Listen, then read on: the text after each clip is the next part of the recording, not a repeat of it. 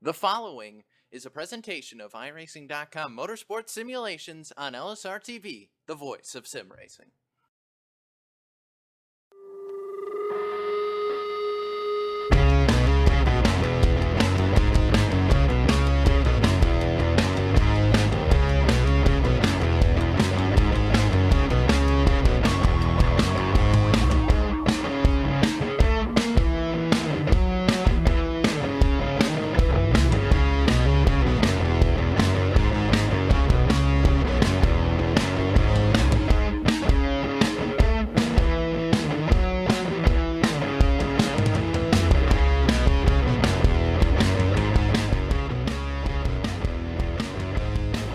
Live tonight from the Myrtle Beach Speedway, LSRTV, happy to be with you to say good evening, sim racing fans, and welcome to week number 2 of the Myrtle Beach Simulation Series presented by the Championship Esports Association, here live tonight at LSRTV, your home for sim racing and iRacing Live. Happy to be topside with you in the booth tonight. Myself, Evan Pasoko, going to be joined alongside by Chris Murdoch as we welcome you into tonight's coverage as we have 6 races coming up for you. Austin Coop also going to be topside with us in just a little bit. And as always, Cisco Scarbosa downstairs pushing the buttons and bringing us to you this evening. A little bit of a different format compared to what we saw 2 weeks ago, Chris, in which the longest race on the evening was the 100-lap Blue Ridge Napa Late Models Division feature. Tonight, we get to see those cars on track twice in 2 40-lap features, which means that accompanied by the premiere of the Mini Stock divisions and the Charger division as well. Straight Stocks back tonight, U-Cars back tonight to end out the evening in a while from now. Means that we have 6 different races coming up for everybody on iRacing Live. It's going to be a fun night as we get this season rolling into week number 2. And the president was really set on week number 1. I mean, just looking at the week 1 results here, Evan, Christian Peterson basically swept up most of the races that he was in, if not all the races he was in that night, getting 3 out of the 4 races run. 3 out of 3 races he was in, he won those races. So what do you do if you're a driver from week 1 coming into week 2 with that kind of competition? That is going to be the question, and especially for those who are going to be in a division in which they're making a return for the second week in a row. We have a little bit of an idea of what we're going to look back on and, you know, maybe what differences we can compare from that week to this week and see if anybody's been able to figure anything out. If you weren't with us 2 weeks ago for week number 1 of this Myrtle Beach Simulation Series, these is really the race winners and how the night went down. It was Christian Peterson who opened up the night winning in the Legends division. Jeremy Adams went on to win the Straight Stocks. Christian Peterson then went back-to-back in the Super Trucks and the Blue Ridge Napa Late Models division, and then Jody Green ended out the night in that wild U-Cars division feature that's going to round out the night here this evening. And this series is designed to mimic what it would be like headed to your local racetrack on a Saturday night, which is why the series are going to change a little bit week to week. Talking about how we've got the twin features for the late model division this week. In 2 weeks' time, actually next week when we go back once again, we'll have twin division features for Straight Stocks and the Mod 4s. So it's going to continue to change as the season goes on, but this is just week number 2 of many on the calendar. And I'll tell you what, there's been a lot of different short track leagues that have come and gone here on iRacing. And Chris, we've been fortunate enough to broadcast a lot of them. We're happy to have the Championship Esports Association with us as well for their Cars Esport Tour. Upstate Racing League going to be coming back with us in a couple of weeks for a 3rd and 4th straight season. But this series here is unique. It's unlike anything else that has ever been put on iRacing Live. We had a lot of fun 2 weeks ago. I have no doubt that's going to continue tonight. Yeah, Evan, and it really is what draws the people to this league and what, draws the viewers at home to it. It's unique. You don't get to see that a lot. Normally you'll get the one and done race and then we wrap up and see you later. But we, just like tonight, we get 6 races and they're changing. So you won't get the same action twice. You'll get something different every race, even if we're racing the street stocks or the late models 2 times here tonight. You will see something different in that race every single time. So that's what I really like about this league, and that's what brings me back every single week. And cars are headed trackside, so for the first time tonight, we go down to the racetrack and take a look at your LSRTV starting grid for tonight's Blue Ridge Napa Late Models Division feature number 1 on tonight. Challenger trying to dethrone Christian Peterson, and it's a great qualifying time for Tommy Ryan, the 19661. Going to put him on pole. Best driver in the practice session, Matt Cocker will roll from second position. Gabe Wood up inside of the top 5. He'll roll from third position tonight with Brandon Wilkinson in fourth and Ricky Harden in fifth. Jonathan Smith in that 23 machine, he'll be 6th. Christian Peterson, the guy who got it done here week 1, he'll be 7th. 8th, Jeremy Adams. 9th, Scott Austin. John Lyday will round out your top 10. 11th position is Randy Oakham. Jacob Porter at Sonoro 6 in 12th. Jody Green, your U-Car winner from 2 weeks ago, he gets the unlucky number 13 starting position tonight. Robbie Bundan behind in 14th, and Al Smith Jr. is 15th. 16th goes to Eric Spencer. Chris Patton going to be just behind him in the 17th position. Tyler Lugo Vickery gets 18th. 19th, Craig Blair. Dave Rogers will round out your top 20. Final drivers to take a time to qualify 20th through 25th position. David Rogers, Nathan Hurlbert. You got Jeremy Watkins, Sterling Hewitt, DJ Beverly, and Rory Blum in that 25th spot. Chad Kern's going to be 26th, Jeff Grayson 27th, and rounding out your 28 card field, Jonathan Repack in that 74 machine. Look top to bottom at your LSRTV starting grid for the first of 2 races tonight in these late models. Let's talk about this Myrtle Beach Speedway. Every single week of this Myrtle Beach simulation series, as you would expect, is right here in Myrtle Beach, South Carolina. So this racetrack, an E-shaped oval coming in at 0.538 of a mile in length, and it's going to be obviously a very fast-paced race. 13 degrees of banking means that this is a very competitive racetrack. Should be allowing the drivers a lot of opportunities to be able to fight with each other, and it is a big field in this race. It is. It's 28 cars on such a short track. There's going to be a lot of beating and banging, and I'm going to say somebody in the back is going to find their way towards up to the front, whether they race their way up there or whether they're beating and banging their way up there. So a lot of action-packed racing going to happen here tonight.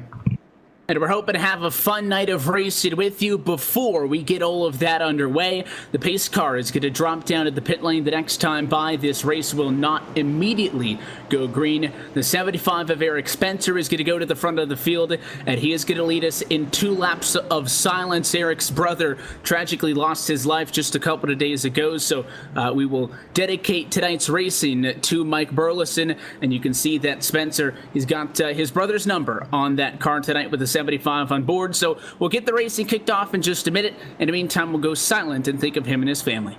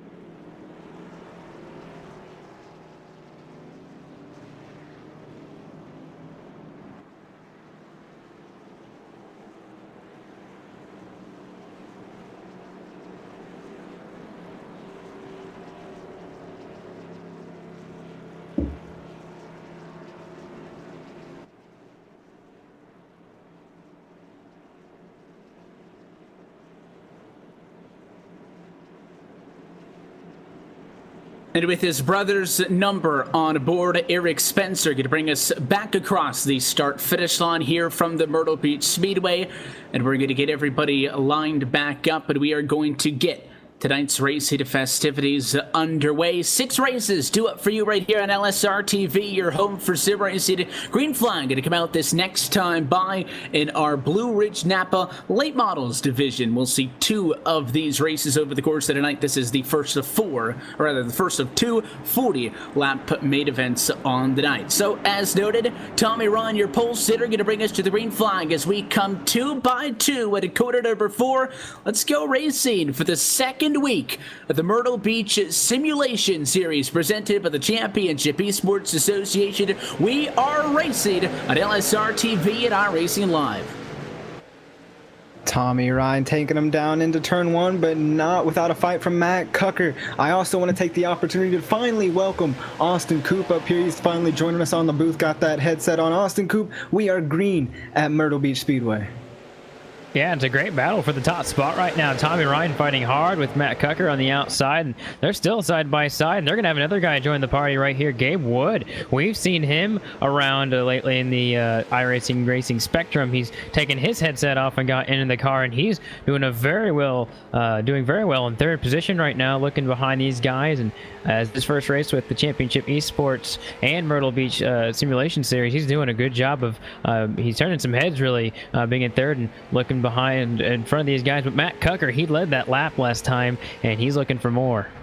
Yeah, he's really doing well here, getting started in second. Cautions out here on the track. Once the first one we got out here, we're going to figure out who was the cause of that caution, but only lap 6, Coop. Things can get hairy here. Yeah, it looked like it happened in turn 3 there. Just a couple of cars got wrapped around. We'll get a replay on there and see exactly what happened. Yeah, and there's a lot of damage to that 13 of Jody Green. We're going to get the replay, and replays up on your screen. He looks like he got a little bit of contact between the 44 of John Lyday coming out of the corner and gets turned up into the wall and kind of gets up on 2 wheels, able to flip it just a little bit, glide on the wall. Unfortunate for that 13, but it looks like they just kind of met coming off the corner there, Coop, and you'll see that a lot here tonight. Yeah, the first of many, and there's a lot of cars out here, 28 cars in total, so definitely something these guys are going to have to do and be patient about. There are 2 twins here tonight, and this may be first of a few, but know that these guys will be racing pretty hard. It's a shorter race than last time, and there will be 2 of them. And let's take a minute and talk about that 69 machine of Matt Cucker. He started on the outside, which we saw him last week, or the week 1, 2 weeks ago. He was able to, man that high side and really get the run off, and he really picked up right where he let off once again, Coop, as he was battling with Tommy Ryan on the outside, didn't want to give an inch, and he got it. He got that top spot right before the caution came out. As we get ready, pit road's going to be open this time by. We'll see who's going to be taking any takers. Gabe Wood, he found himself, he's sitting up there. I saw Brandon Wilkinson doing just a little bit of runs. Now he's going to be good on the 4th position, so nothing really changing through your top 10 except for that top spot between Matt Cucker. Christian Peterson found his way up a few positions. He started 7th, only 1 position I might add. He started 7th, now he's going to be in that 6th position, so he's slowly making his way up here. He's looking to carry that momentum for week 1 into this week, and he's got 2 chances to do it tonight, guys. This race number 1 of 2 in the Blue Ridge Napa Late Model Series, so should be a lot of fun, Coop.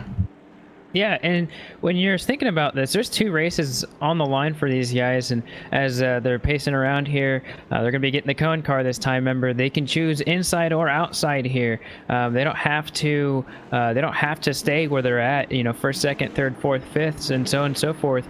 Taking this cone, they can get an opportunity to get themselves a lot of positions or secure the bottom line, which is really important at a track like this. So, as they're coming around, the pace car will go low, and then these guys in tow will. They'll pick which side, and this can really change their game here coming in with 1 lap to go.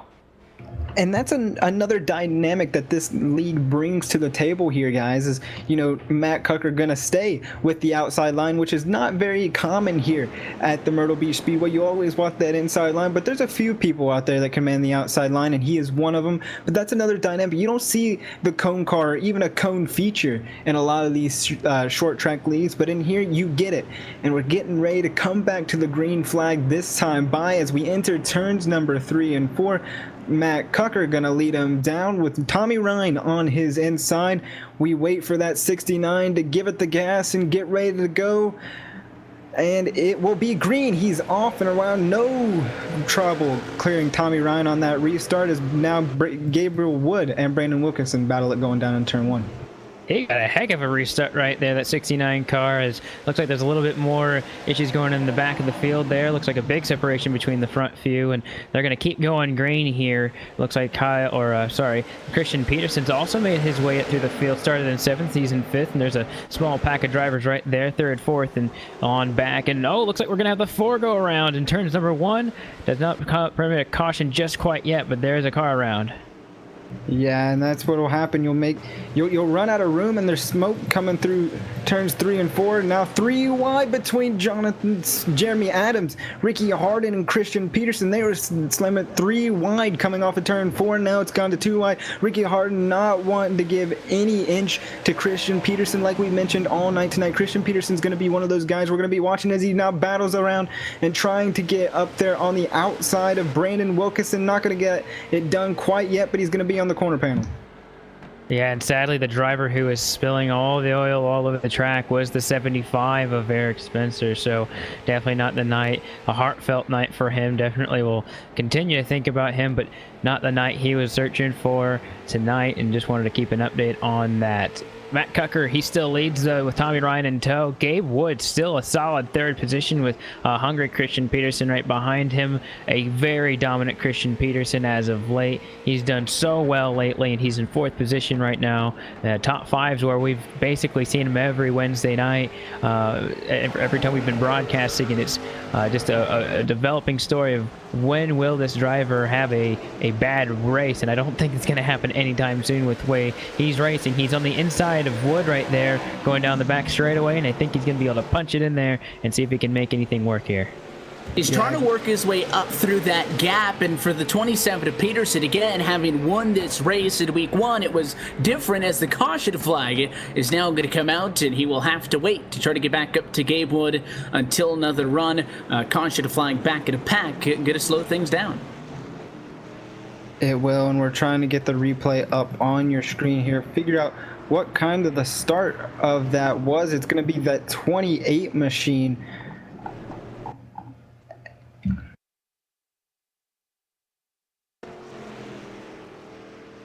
Of Nathan Hurlbert. We'll try to got major front end damage on that machine, but can't really seem to find the cause of this wreck here, Evan.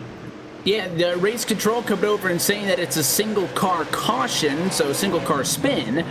So trying to locate, it's a lot more difficult to follow to those. Obviously, if it's a bunch of drivers involved in an accident, then you're going to see a lot of guys torn up. This one's actually going to be with Al Smith Jr.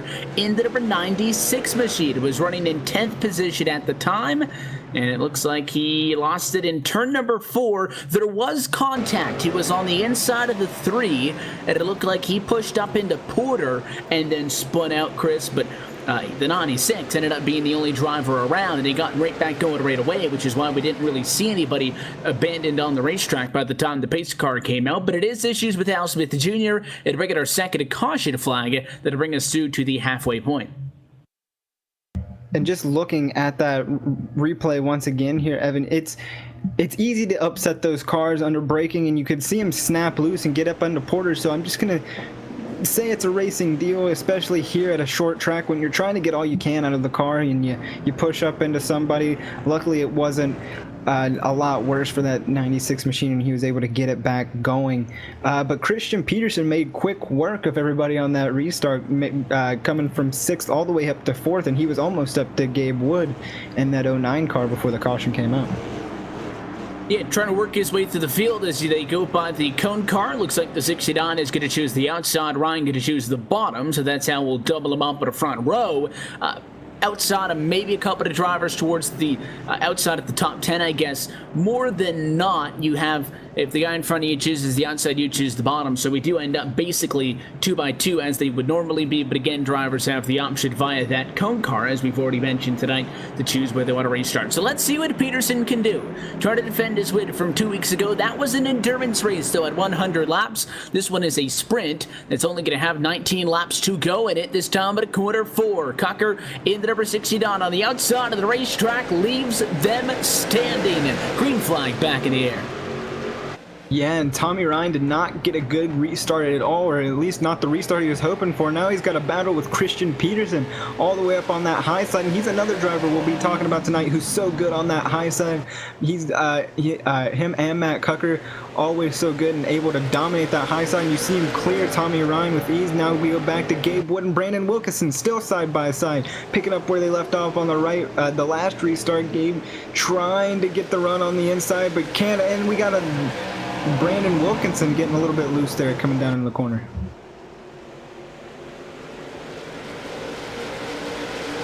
Yeah, he got sideways down in turn 3, and you can see him really working on the wheel to keep that machine pointed straight. Good news for him is he's still a part of this fight with Gabe Wood.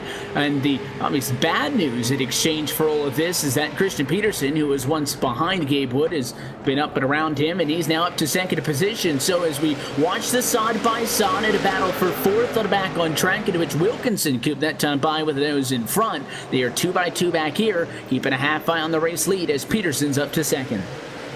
Yeah, Wilkinson and Wood are doing really good battle. In fact, every time I see Wood get in the corner, it looks like he's going up the track just a little bit, but he's able to get the power off enough to keep that bottom side going. The top side's so strong here in certain ways, and the bottom side is good in other ways, especially in turns 1 and 2 where they're basically equal. Turn 3 and 4 is kind of the deciding corner in here, and even then, they're still having a hard time. And the drivers behind them, I think, are starting to get a little impatient. They don't have very many laps left here in this race to really make some big things work. And you're seeing Wood actually get a huge advantage off of 4 right there. And as I say that, this will get a little bit more dissipated. They'll get a little bit more single file. But also the race lead is at stake as well. Christian Peterson, he's knocking on the door. Matt Cucker.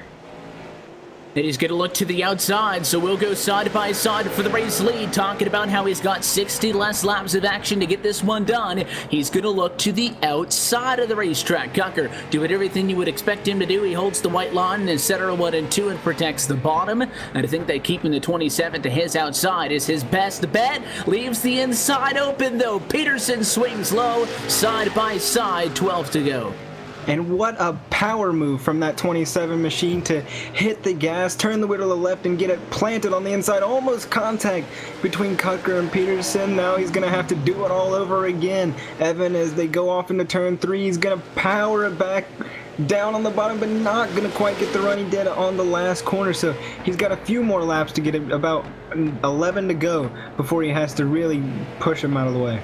And the 69, after looking like he was really wanting to keep Peterson off at the bottom now, Coop has cleared him a couple of times once over and is leaving the inside open almost as if he prefers the top. You can see the 27 on the bottom really struggling to keep that car down there to get back to the gas. That might be the idea of Cucker's, to run the higher line to be able to get the better runs off of the corner. But if you let that guy inside of you, it still puts you in a very vulnerable position. If they push up the racetrack either by accident or to rough you up a little bit, it's hard to do anything about it. Yeah, these guys are running really close. It's hard to say sometimes with the camera angles, but they are running really close to each other, especially at turns number 2. 27 especially there. Oh, wow. Super close on the back straightaway. 27 basically got into him, just kind of leaned on him a bit, I would say, more than nudged him. Just used him a little bit to help out. And I say that the 27, he looks more aggressive today than I've seen him race in a long time, just aggressively going in the corners. So this is getting really close, but don't forget about the guy behind him, Ryan. He's getting closer and closer as they go, and he's driving some really fast lap times as well with these guys going side by side.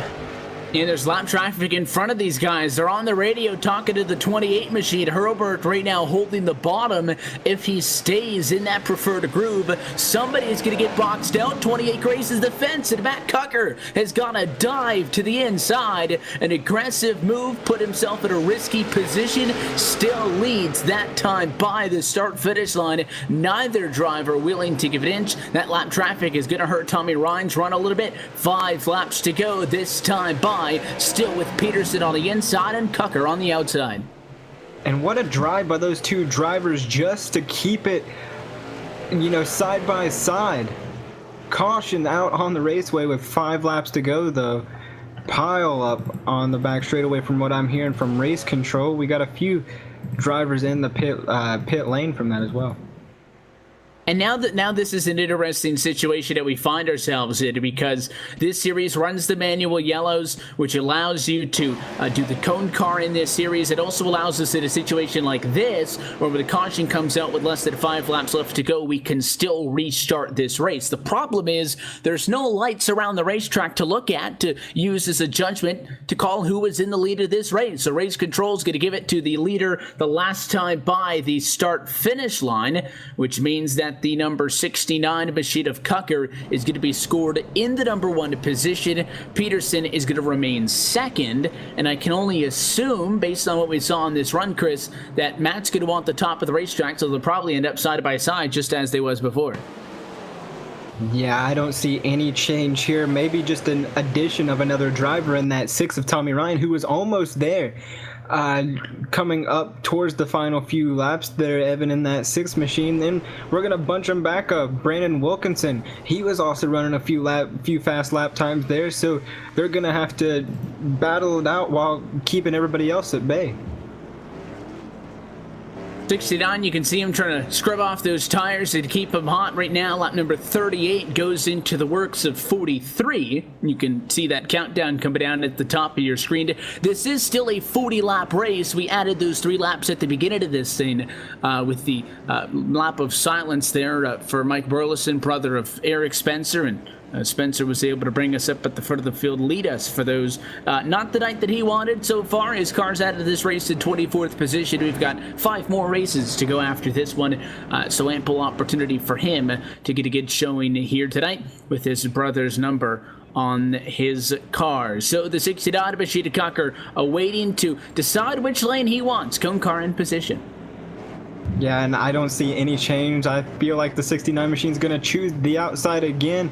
And Christian Peterson, who has thrived on that outside line with just 5 laps to go, he chooses the inside line, which is what you mentioned earlier. It's kind of what you have to do. You have to take that opposite lane if you want to be anywhere up towards the front or anywhere competitive with that other driver. So you can't just forfeit the inside line, and that's exactly what he did there, and we'll see if he can make it work. Something's interesting is the 6 of Tommy Ryan is 3rd. He also chose the top, but so did the 26 of Wilkinson. So 4th place is restarting on the outside of row 3, which means Jeremy Adams, who's 5th, is actually on the inside of row 2, right up there next to the 6 of Ryan. Gonna bring him down slow. Green flag flies once more from Myrtle Beach. Cucker will clear Christian Peterson to turn 1 next time by 3 laps to go to fight it out. Yeah, and Peterson's all over the back bumper, getting that car just a little bit upset there off of turn 2, Evan, as he's going to try to power back in 3 and 4, and he's there at the quarter panel, but not enough. He's going to, Cucker's going to clear him once again and pull just kind of a gap. He's got to dive that car in there if he wants any amount of run to stick, and I think Peterson knows that it's go time. You saw it on the wheel, the 27 going to get desperate. Popsicle sticks to the air this time by Coop. He's half a car length off. Yeah, and I think his car is just too loose. This is a loose racetrack for any driver to come out here. And when he drives as hard as he's going to and turns number 1, he gets on the underside of the 69. And he's going to be right there, side by side. He's got just the nose on the bottom here. He's going to have to really push it. White flag this time by. Side by side and contact at a turn 4. It really hurt the 27 of Christian Peterson. Final half a mile. The 69 continues to leave the inside open. This one is going to be a drag race down to the checkered flag. Cucker clears him once more down the back. Does the 27 use the front end of that race car to move Cucker out of the way? He gives him a shot, but it won't do it. And Matt Cucker wins your Blue Ridge Napa Late Models Division race number 1 on the night. Thrilling fashion over Christian Peterson, who went for it in turn 4. You can't say he didn't try. Ended up side by side across the line with Adams, who came home behind him in third. And he was really trying there, Evan. And Adams almost got him on the outside, but just wasn't enough out of that 27 machine. But he did try, and he gave it all he's got. He got 2 times going down there into turn 3, as we'll see Cucker pull into the victory lane now and burn it down, kind of going in there. Christian Peterson did a great job coming all the way up to from 7th to finish on the podium.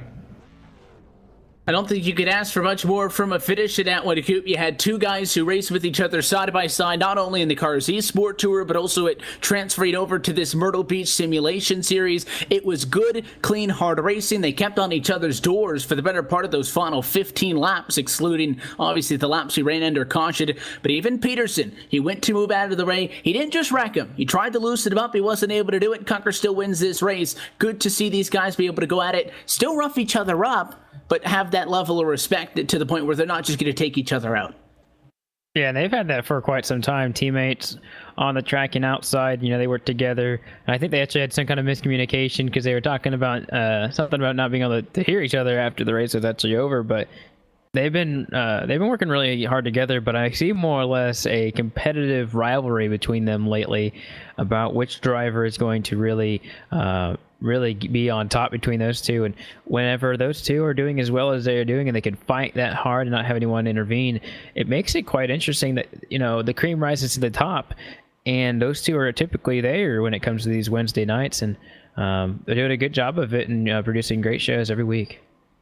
So let's take a look top to bottom at your LSRTV full race results for tonight's first Blue Ridge Napa Late Models Division feature. Matt Cucker is your race winner. We'll be chatting with him in just a moment. Christian Peterson, Jeremy Adams, Tommy Ron, and Brandon Wilkinson inside of the top 5. Ricky Harden comes home tonight in 6th position with Jonathan Smith in 7th. John Lyday in 8th spot. Chris Patton back in 9th. And you got Shad Curran in 10th.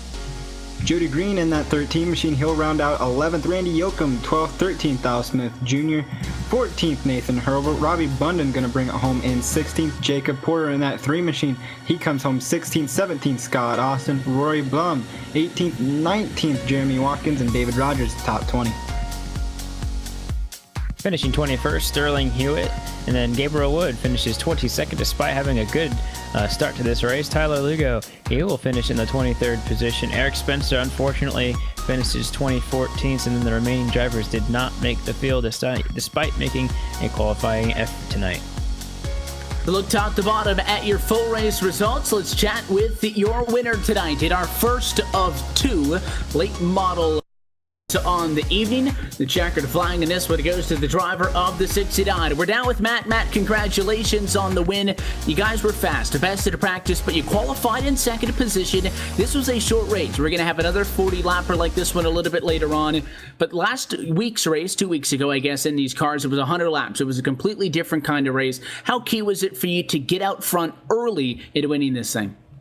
I saw it was going to be a short race, so getting out front is it's definitely a must on these short races because the tires don't fall off all that much. I mean, there was some fall off. My car got super loose, and Christian's was I saw he was loose under me.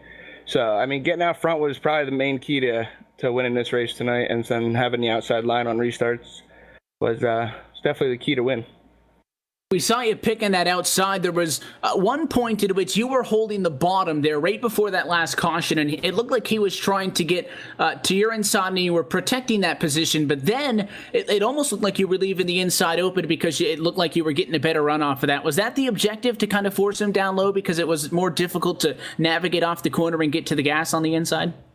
Yeah, getting off the corner, I was really loose, and there was nothing I could do. So I had to move up and try to keep him pinched so he'd get loose. And with 2 laps to go there, I overdrove turn 1, and he got back under me, and I thought that was it, and I just had the drive off of turn 4, and he got a little loose, and we were able to come home with it. I know it's obviously going to be fun having those great races, you and Christian side by side, leaning on each other, hitting on each other there in those final 2 laps. He tried to get you loose. What's it like racing with him seemingly week in and week out and continuing to put on a show? It was fun from up here.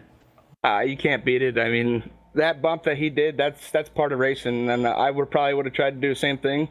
I wouldn't want anything better or anything worse from him. I mean, he drives me clean all the time, and just to come in here and bump like that's nothing. I'm okay with that bumping, and I know he'd be okay with if I did it to him too. So driving with him every week and having him as teammate is awesome.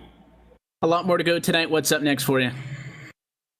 I think the street stocks are next or something. So we'll find out what happens, and hopefully we'll talk to you again.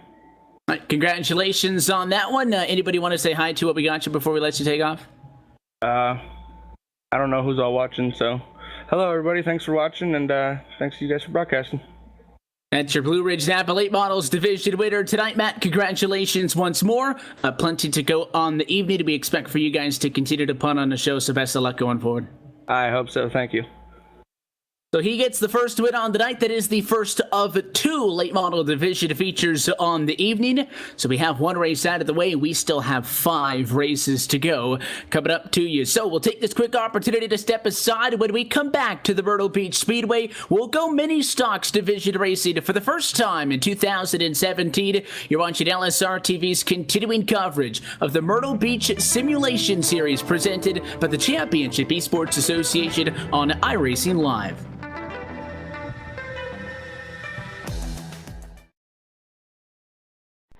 Introducing a whole new form of racing to the best online racing simulation in the world. This is dirt racing on iRacing.com. Race online at some of America's most legendary dirt tracks, including Eldora and Williams Grove. iRacing is the premier online racing game featuring NASCAR, IndyCar, sports cars, and now World of Outlaws, the leading sanctioning body for dirt racing. iRacing is easy to use and features a centralized ranking system to make sure you have the best experience at any skill level. With a massive inventory of high-precision laser scan tracks and cars with an unmatched dedication to quality and detail, iRacing gives you the most authentic online racing experience available. Thanks to iRacing's dynamic track system, developed specifically for dirt racing, tracks change over the course of a race, just like your favorite dirt track on a Friday or Saturday night. From a slick racing groove all the way up to the cushion, iRacing's dirt tracks deliver non-stop racing action. Partnered with the World of Outlaws, iRacing is your source for the most authentic dirt racing experience available, featuring 4 brand new tracks and 11 new cars, including street stocks, Legends cars, late models, NASCAR trucks, winged and non-winged sprint cars, with much more on the way. Join the Dirt Revolution on iRacing.com and start slinging mud today.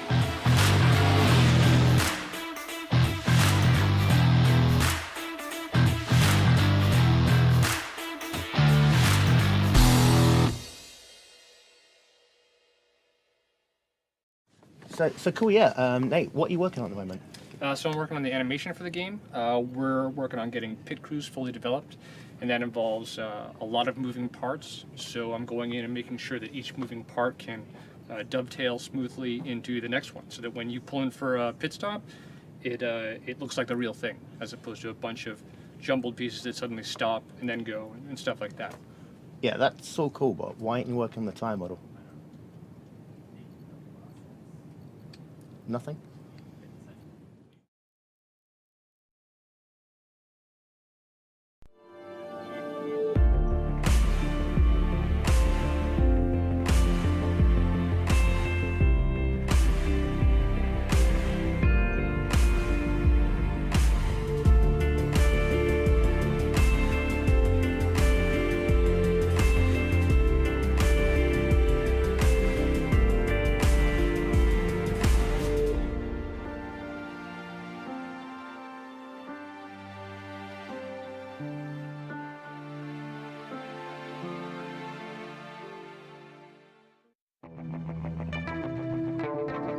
Welcome back live to Myrtle Beach, South Carolina, where LSRTV's coverage of the Myrtle Beach Simulation Series presented by the Championship Esports Association rolls on. Happy to be with you for week 2 of coverage on LSRTV, your home for sim racing. One race has already been completed this evening. Matt Cucker just took the checkered flag in our first of 2 Blue Ridge Napa Late Model Division features. So for the first time this season, as we head to our second event on the night, Chris, first time taking a look at the Mini Stocks Division, which features the Global MX-5, something you don't typically see out on a short track, and should definitely be a fun race as we get set for a 30-lap main.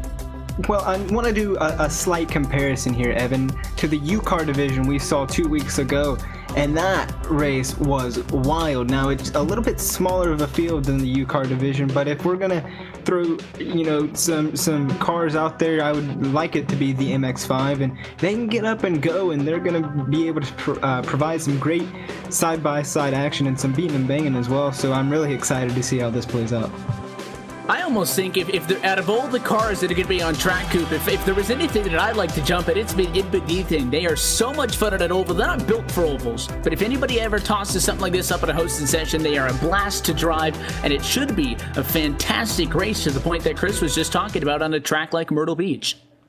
Aside from the Pontiac Solstice, I think this is the closest thing you're going to get to a street car as well, and that's going to be, I think, the most fun part for these guys. And you think about how low to the ground these things sit. They're kind of flat on their bottoms like a Mini Cooper, and they can really slide around a real go-karty like. And when you get in the corners, I mean, it's going to feel weird if you've never done it before, but these guys, they did practice, they did qualifying earlier, they know what they're doing here. And we're also getting a lot of drivers that haven't had a lot of spotlight. We've got Matthew Tucker on the pole, and we've got a lot of other drivers.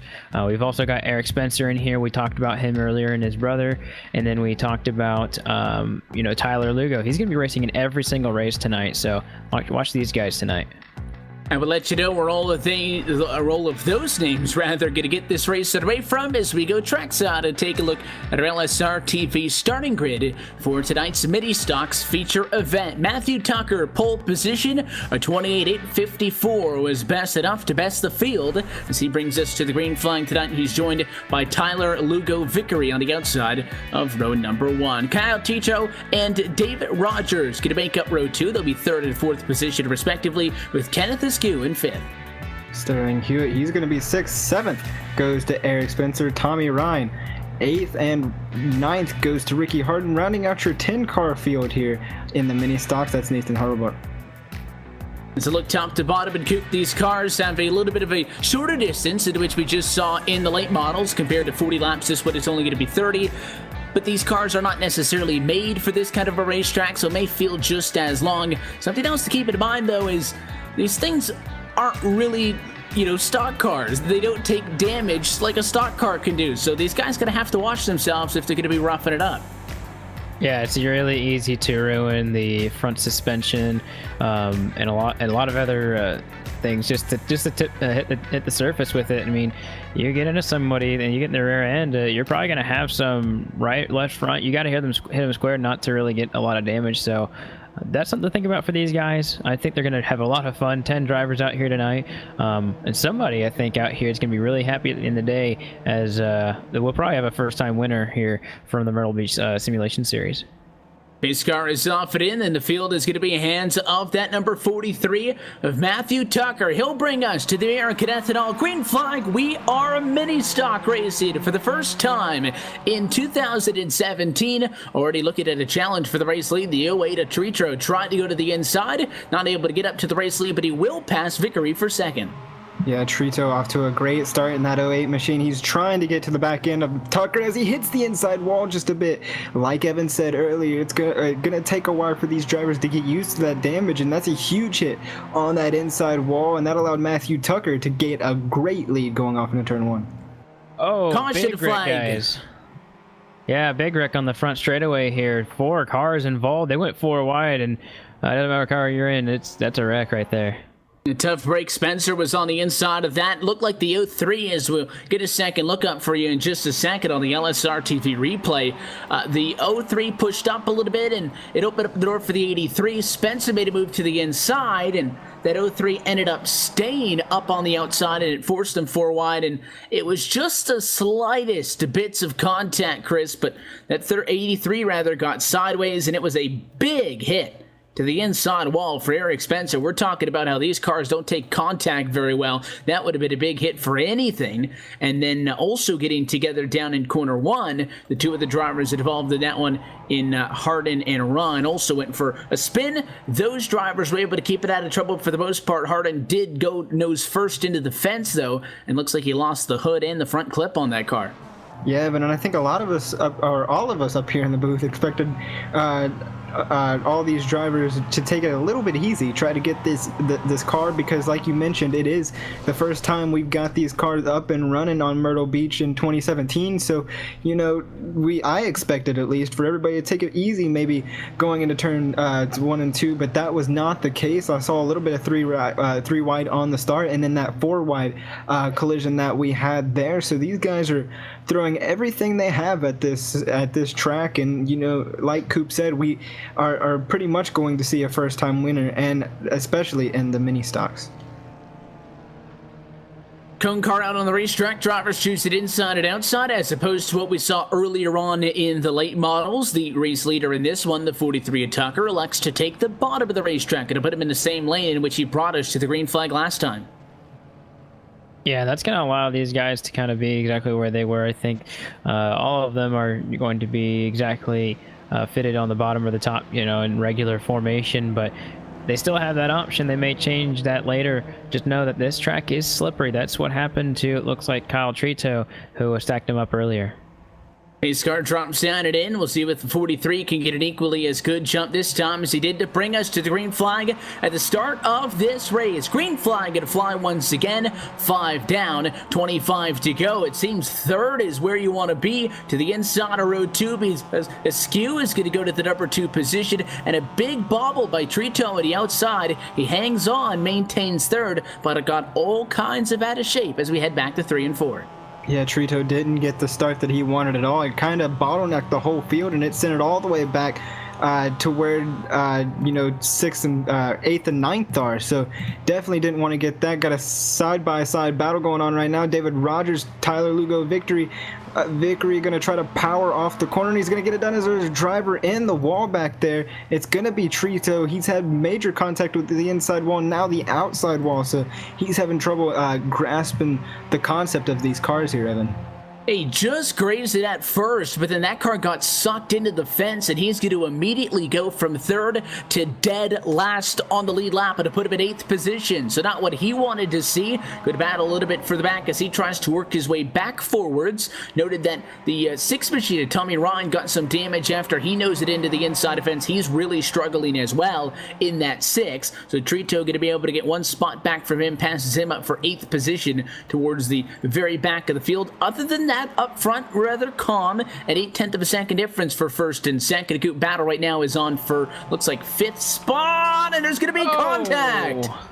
Yeah, that was not good. No caution yet, but wow, looks like David Rogers got slammed into by the 28 of Nathan Hurlbert. I saw that coming for a couple of laps now, and I don't know whether he got tied on the bottom, but if he didn't, that was a very, very big misjudgment, and that's going to end that battle as quickly as it was said. And it looks like David Rogers is going to have to stick this one out there with only about 11 laps in the books right now, or 10 laps in the books.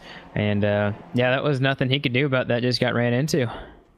He's going to be able to keep going, but he now falls down the ladder to 8th position. And I was going to say, because they're only going to 80 miles an hour, keeping him on in what is basically a track day car. 80 miles an hour isn't bad at a short track, but the 03, once he got sideways, Chris, he didn't go all the way up to the fence. He just kind of spun out, came to a stop in a corner. Surprised the yellow didn't come out for him, but I'm sure he would have preferred that because he would have had an opportunity to restart this race. We stay green, though. He drops to the back, and through all of that now, there really is no more fighting up inside of the top 5. It's just to the outside in 6th position with Hewitt and Trito fighting for those final 2 spots. And looks like the 08 just got another position back, passing the 83 that lap.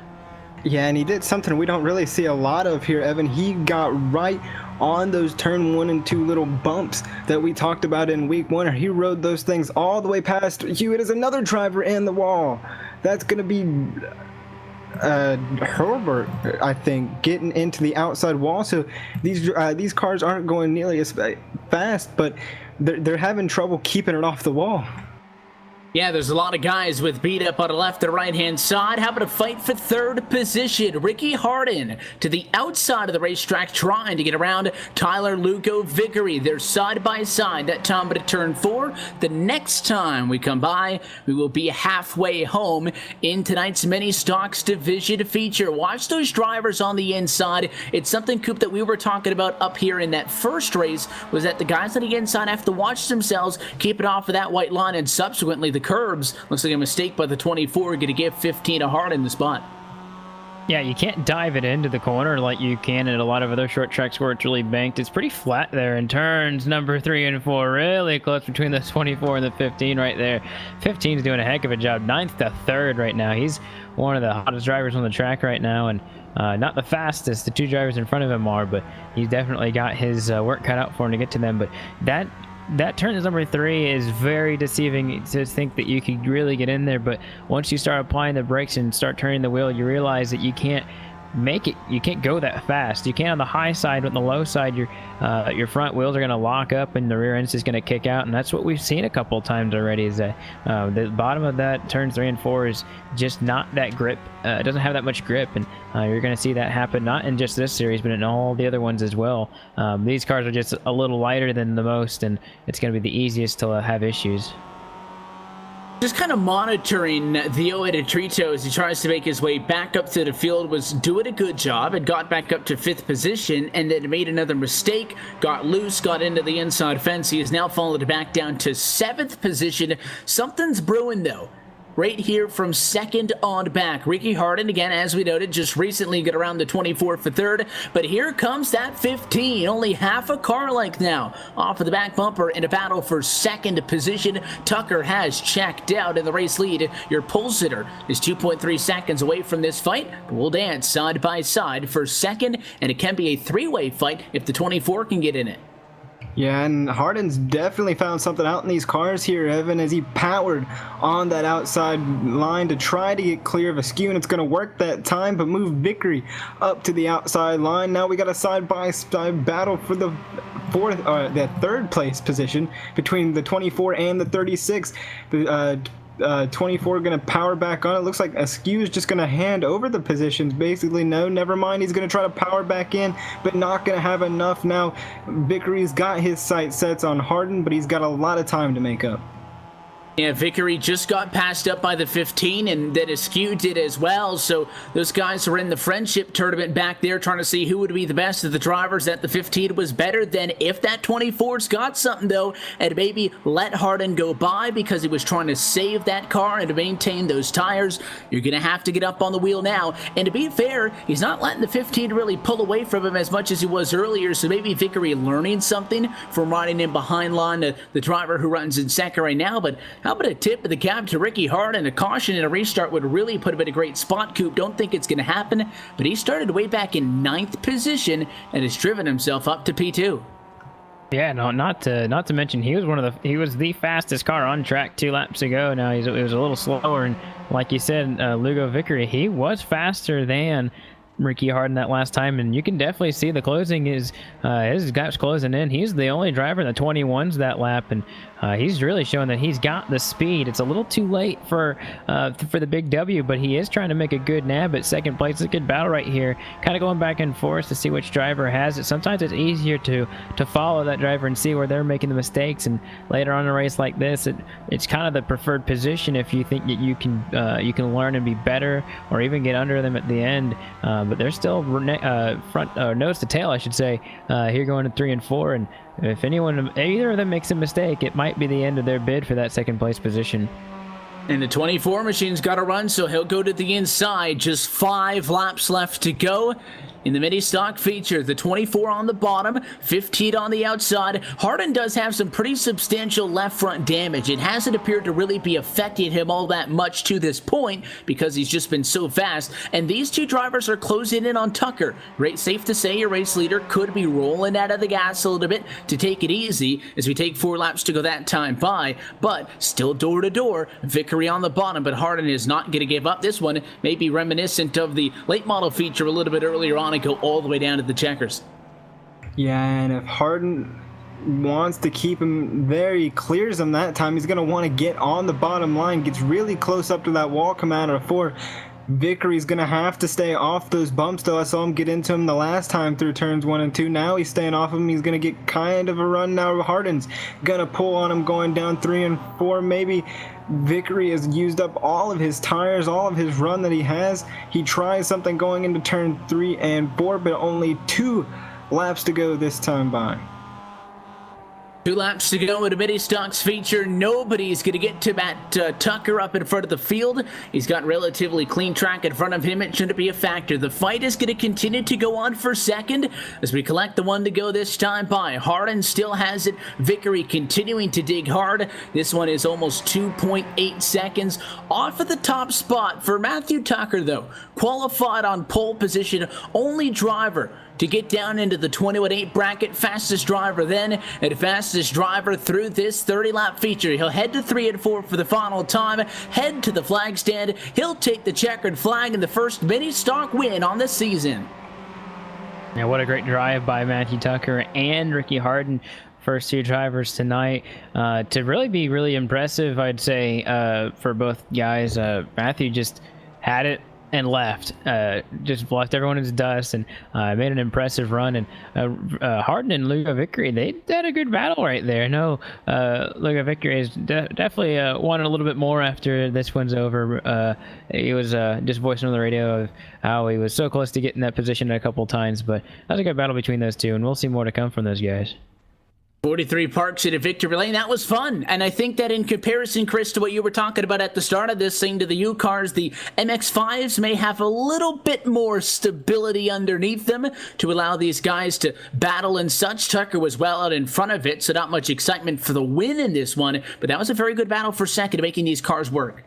And it was, and we'll have to wait till week number 3 before we can actually maybe get a sense of this, because this was the first race that they had in these mini stocks, so it took a few laps for all the drivers to get kind of acquainted to them and get it. And like Coop said, they did have some practice in it, but once you get them all out there on a pack and in the race setting, everything gets thrown out the window and it all kind of changes. And that's what we saw, a lot of drivers getting in the wall tonight, but nothing that they can't improve on, and they'll be back out here the next time we bring the mini stocks out here to Myrtle Beach, and I feel like it'll be a better show than here tonight.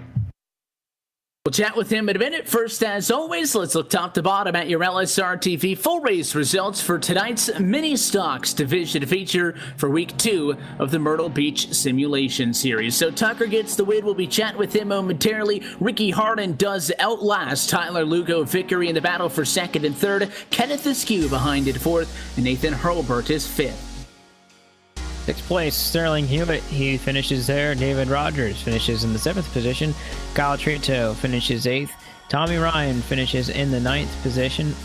And then finishing 10th on the night, Eric Spencer.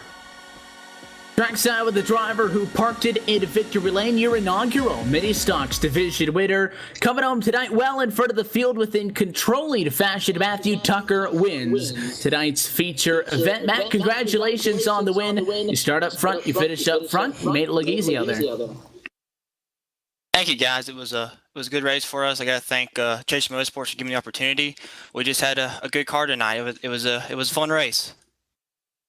Main thing we were talking about before this thing started is, how do you drive a non-stock car on a track that's designed for something like that? And we were talking about how the cars would take damage and such. What was it like out there in front? You seem to have this thing figured out. You were way better than everybody else in queue and looked like you had it under control there in the race. That's a great question. I got lucky a few weeks ago in real life to drive an actual mini stock at my local short track. So I kind of had an experience of kind of know what a real mini stock feels like, how it drives. So I just used my experience from practice a few weeks ago into here, and I drove how I used the same driving techniques. And it was Very similar, but man, these Miatas here, whatever you want to call them, they're a handful on this track. You use a little too much brake, you're going for a ride. Well, you get the win tonight, 2.3 seconds when it's all said and done, but I think at one point you were almost 3 seconds in front of those guys at the end of this thing. It was the first mini-stock race we have seen so far this season. It's only week 2. I know that we'll see him a lot more going forwards. What's your impression on this series specifically?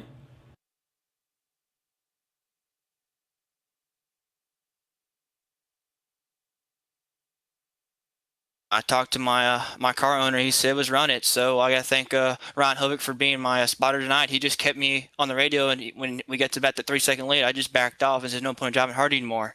But I got to give thanks out to TNS Motors in Ardmore, Tennessee for coming on board and helping us out. If you need a good quality used car, go to tnsmotors.com and check them out. Don't worry about if you live in Missouri. People drive from Missouri all the time to buy cars from them in Ardmore, Tennessee. Thank you guys at LSRTV for doing this for us. It's a great series. Looking forward to the rest of the season. Congratulations on the win, Matthew. You guys going to be racing at a Cup Award tonight? No, this is our only one. We're doing the trucks and the Legends also. So this is only one tonight. So nice to be one and done. Yeah, there you go, 100% on the evening. Congratulations on the win, Matt. Thanks for sticking around and chatting with us, and best of luck. I know that some of those other series that you raced are going to be back next week, so we'll catch you then. Thank you so much, guys. See y'all next week. Matthew Tucker, he is the first ever Mini Stocks Division winner in this Myrtle Beach Simulation Series presented by the Championship Esports Association, taking a win here tonight in our 30-lap feature from the Myrtle Beach Speedway. So once again, as we get set to rack and stack the next division, which is the Chargers Division feature, first time we're going to see those heavily modified Chevrolet Monte Carlo Super Sports out on track. Once again, we'll take this opportunity to step aside. You're watching the Myrtle Beach Simulation Series presented by the Championship Esports Association here on LSRTV, your home for sim racing. We'll be back in a minute for race number 3.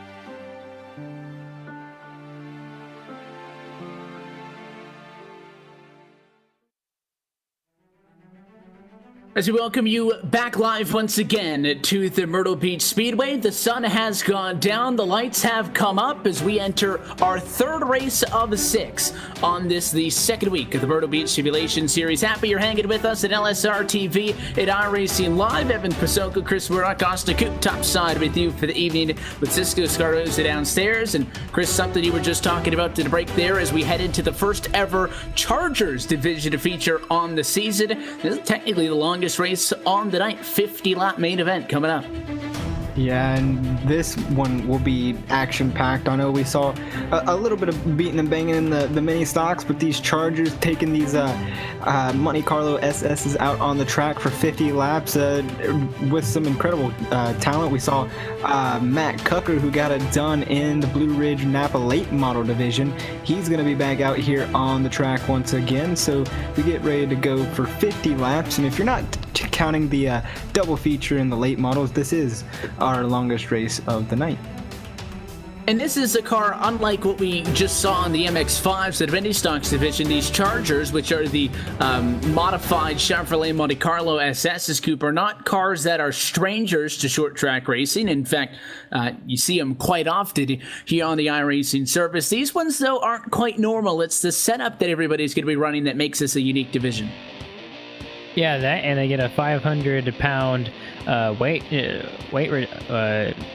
increase, I should say. Couldn't think of the word I was want to use, but 500 pounds are going to be added to these cars, making them extremely heavy in the corners, on top of what you would already expect from 500 pounds, but including the driver. I mean, that's going to be quite a bit of weight added in the corners. It's going to be a lot harder to move these guys out of the way. They are going to be a lot slower. For getting into each other, it's going to be a little bit easier, but in some ways, it's going to be a little bit more difficult. So, just kind of depends on how these guys want to race tonight, on how much this weight affects these guys. Because individually, they've been fine, but when they get into the action, that's what's going to make this a little bit different. And it's going to be difficult to keep these cars pointed forwards with that weight addition that you were talking about. So let's go trackside, take a look at your LSRTV starting grid as we go Chargers division racing for the first time this season. It's our third feature race of 6 here tonight for week number 2. Matt Cucker, familiar face, going to be starting up front in that ever so familiar looking number 69 Chevrolet. He'll be joined on the outside of the front row by the 89 of Jeremy Adams. Jacob Porter will start tonight in third position with David Kello alongside in fourth. Just behind them, David Rogers at the 03 rounds out our top 5. 6th will be Chris Patton. 7th belongs to Tyler Lugo. Victory, Ralph Slate is going to be 8th. 9th is Sterling Hewitt. Eric Spencer is going to be 10th. Nathan Hurlbirth 11th. And Jeff Grayson will round out your 12-car field. Let's look top to bottom at how we rack them and stack them for this 50-lap main event. So what we've been talking about so far to this point is sprint racing, and to be fair, Coop, this isn't a long race. It's not like the 100-lap late model division feature that we saw from 2 weeks ago, but 50 laps is a little bit of a different complexion compared to when we've been talking about rather 30 and 40 lappers. Yeah, with these cars, the introduction of this series here tonight, I think the 50 laps is a real appropriate margin just to see how these cars will really be affected by their weight after the long run. I mean, all these guys have practiced this. I mean, they've done their long runs, but they haven't done a full race with all these cars out here. So with the rubber being laid down, it should be a fun race to watch. Pace car is down and in. We get set to go green flag racing, the first race tonight, in which it takes place under the lights. So the 69 of Matt Cocker going to come across the restart lawn as we go green flag racing for lap 1 of 50. Fantastic start on the outside for Jeremy Adams, though he is right there, still side by side for the race lead, and he's going to get loose at a turn 2. He was going to clear him. That car got sideways, and a fantastic save. How did he keep it off the wall? He's still sliding going into turns 3 and 4 here. Evan Matt Cucker is going to be driving off of turn 4 and away, but now Jeremy Adams has got to fight the 3 of Jacob Porter going down into turn 1. He's able to fend him off a little bit. Now he's got to work all the way back up to catch that 69, who is so good here at Myrtle Beach, especially on that high side, which we're seeing him starting to work in a little bit now. 50 laps, so by the time we get these cars up and going, he'll have that outside line hooked up and ready. And you just have to think, if these cars are that loose already, it's going to be quite the, stamina challenge, endurance challenge, one of those terms for these guys to be able to keep on it all night long. Not that short track race, it isn't something that you got to be up on your wheel for, but especially when these cars are loose, your arms are a little bit more tensed up, you kind of sit up on the wheel, and it can actually wear you out much more than some of these other cars, especially when we're talking about the fact that this race has a little bit more laps than the others. Caution is out, though, and it's Hurlburt. 28 just spun backwards into the outside fence in turn 4. And then Tyler Lugo Vickery's in the inside wall on the front straightaway as well. Multiple incidents right here, and there was actually 3 or 4 spins before that actually happened, including Eric Spencer once again. He's had a very up and down night tonight because of the action that's unfolded. Has had really bad luck tonight in his car, and he was also involved in hitting the inside wall, and I think he's still out there taking some laps. So with the amount of damage, I don't know how long that's going to happen.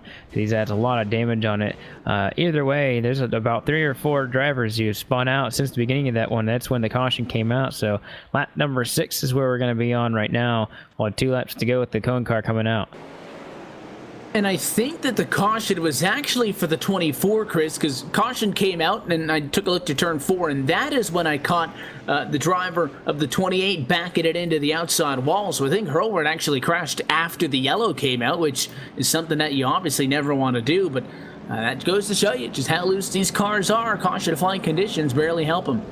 Yeah, Evan, and this is another series where we're getting the first timers here. So it's the first time jitters, I guess, within the first 5 laps here. So everybody just trying to figure out these cars. We saw people during the start of the race struggle just a bit to get up and going, and that's what I think we're seeing here. And a lot of these drivers didn't expect for these cars to be as loose, especially Jeremy Adams. He was powering on the outside against Matt Cucker, and then out of turn 2, he just about lost it. How he kept it off the wall there still amazes me, but we'll rack him and stack him and get ready to go for at least another time here at Myrtle Beach.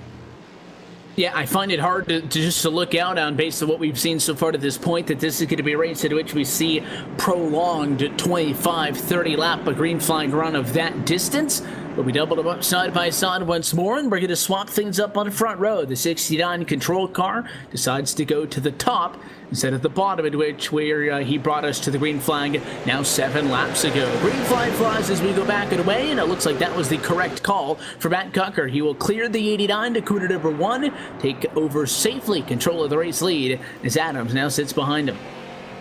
Yeah, these cars are just so heavy in these corners. It's making it for a real challenge for some of these guys. Our caution flag is going to wave one more time tonight, and I do believe it might be for Eric Spencer. He's had an eventful night, and looks like he and maybe Sterling Hewitt, they got into it earlier, so unsure if that is payback or not. I do know that they got involved with each other earlier, but that's going to bring out the second caution.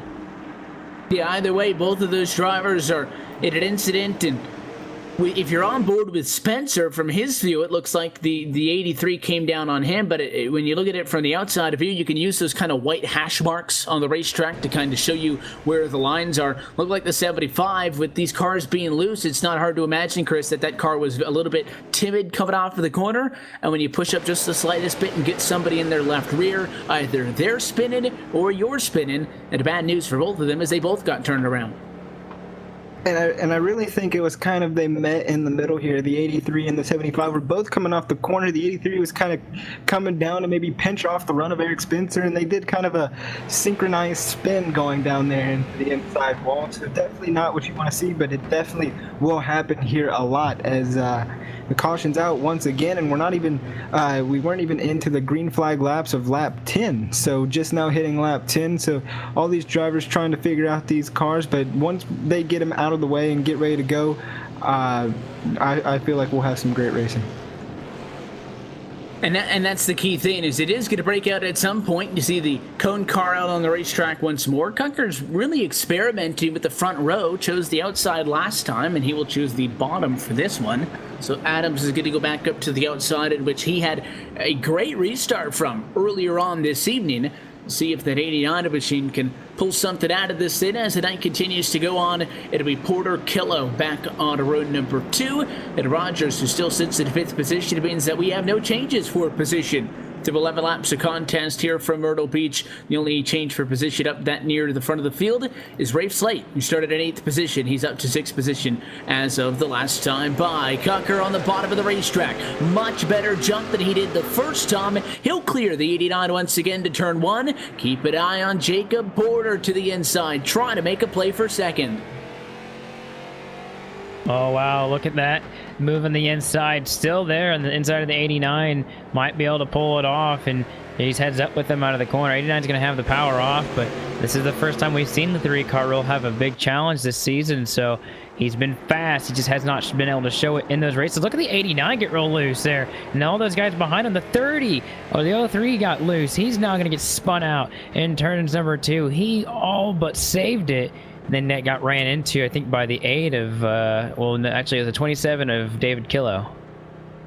Yeah, and he wasn't, you know, on the outside of a side-by-side battle. He didn't cheat the bottom too low, get on those curbs, which is something that we've always been cautioning about. They just went in the center of the racetrack, and the car got loose, and he was okay until the point at which Killo came by, and once that 27 tagged him, sent him the rest of the way around. That's why the caution flag does come out. So to give him credit, he did save that race car, got tagged afterwards though, and does end up being the cause of the caution. That'll drop him to the back, and it's also a tough break for Porter because he's now going to have to drop back down to 3rd. He was in great position next to Jeremy Adams on that run.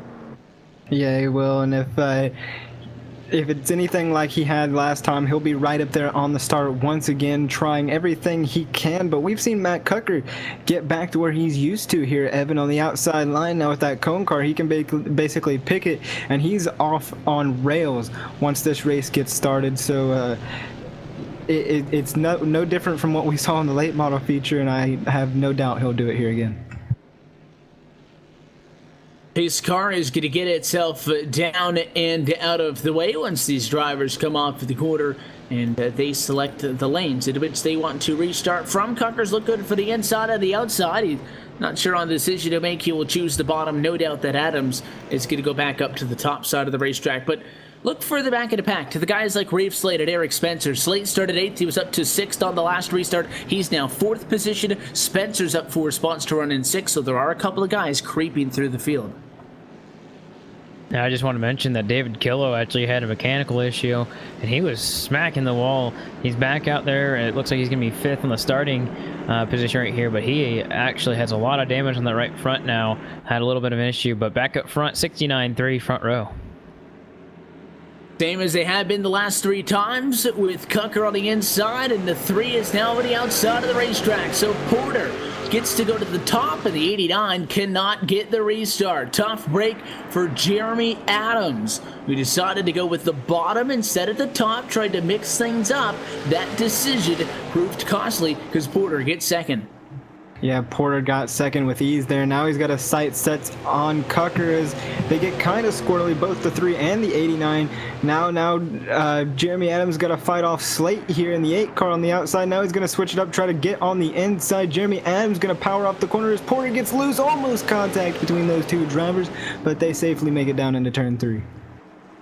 And the 8 machine of Slate, as you noted, is getting into this thing. The 89 Adams is going to get back up and around the 3. Interesting because Porter actually had a really good run on the green flag conditions. On the last one, he is sideways. He will hang on, but that gives Slate the position. So the number 8 of Slate now up 5 spots, breaking into the top 3. We'll see just how good he is if he's able to track down the 89 of Adams, who's about 4 or 5 car lengths in front of him. Yeah, and he's definitely a driver that we haven't heard a lot of in any of the CEA races, and so he's definitely making a good impression for his first race in the Charger Series and the inaugural Charger Series race, and to be in the top 3 with behind Cucker and Adams. That's actually a pretty good feat, and if he can come up and challenge these guys, we'll know exactly what he's worth.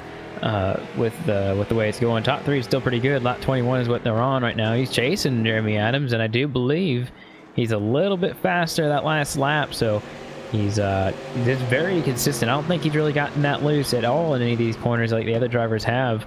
Look like it's slightly slower to Jeremy Adams right there, but still, that 8 car, good impressions by him so far. And one thing that we always talk about, doesn't necessarily have to be this Chargers division, when we're at a short track, is not overdriving the car, and this is extremely relevant right now to Slate. He can see the 89 of Adams, and Chris, he's kind of keeping with him. The 89's not pulling away. In fact, that time, good drive into the turn. Slate makes up some time, but because these cars are just so loose, it is very easy for you to want to get a little bit more, and you see that guy in front of you, you think, hey, if I drive it in a little bit harder, I can catch up to him. And in these cars, I think that line is a lot more defined, whereas if you cross over that, it's going to be a lot more difficult to bring that car back in one piece. Yeah, I'm just looking into the in-car cams of a few of these drivers and then sawing that wheel back and forth here, Evan. They're having trouble keeping it at least straight coming out of the corners, and they're getting squarely off as Slate's starting to lose just a little bit of time there to Jeremy Adams. Adams finally getting the car to come back to him. He's been struggling off the corners for the past few laps. Now he's figuring how to drive straight off, and he might be able to catch up Cucker. I'm seeing that he's reeling him bit by bit. Cucker kind of taking it easy because he knows how loose these cars are too, so he's not wanting to overextend those tires or maybe overcorrect into the wall, but everybody seems to be struggling with the car at the moment.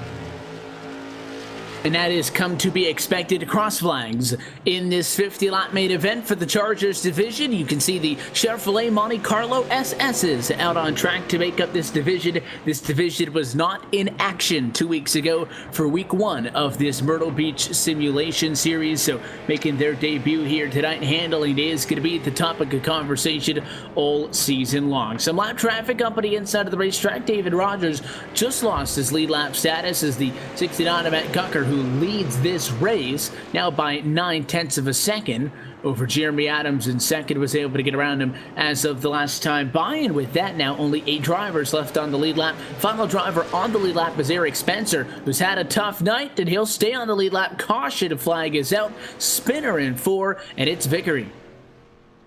Yeah, gonna have to see exactly what happened to him right here, and I don't think he had any help. Maybe Chris Patton was behind him in turns number 3, and looks like the 24 car just got up in the corner and just looped it around. It just got real loose off the corner, almost like it just lost all of the grip, like the tires fell off of it. So he will also lose his lead lap status, which is a big deal considering this is late in the race. So 24 car is going to have a hard time with the rest of this race.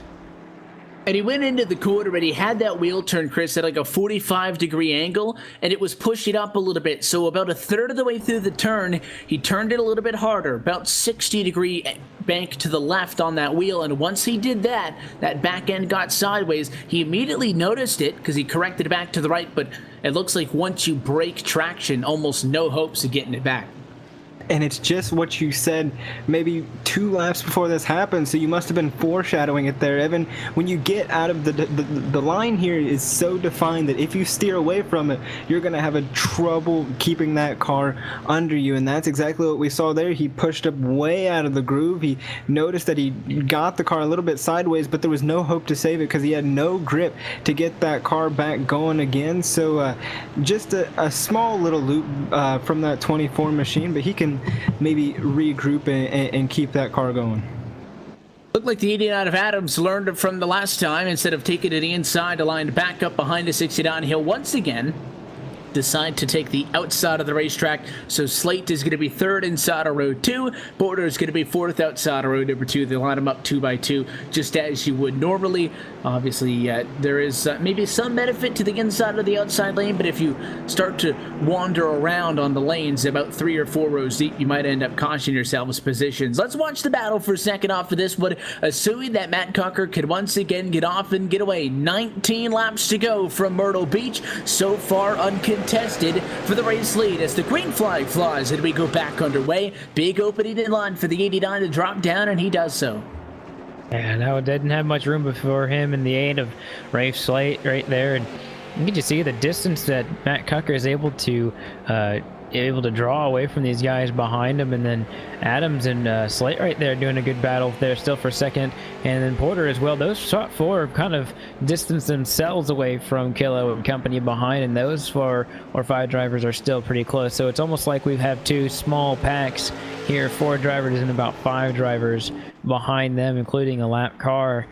With these guys up front, any mistake will really be a big deal. The 8 car right there got really sideways. Rafe Slate, if you get his in car, that is a driver that is absolutely working the wheel on lap 34 right now.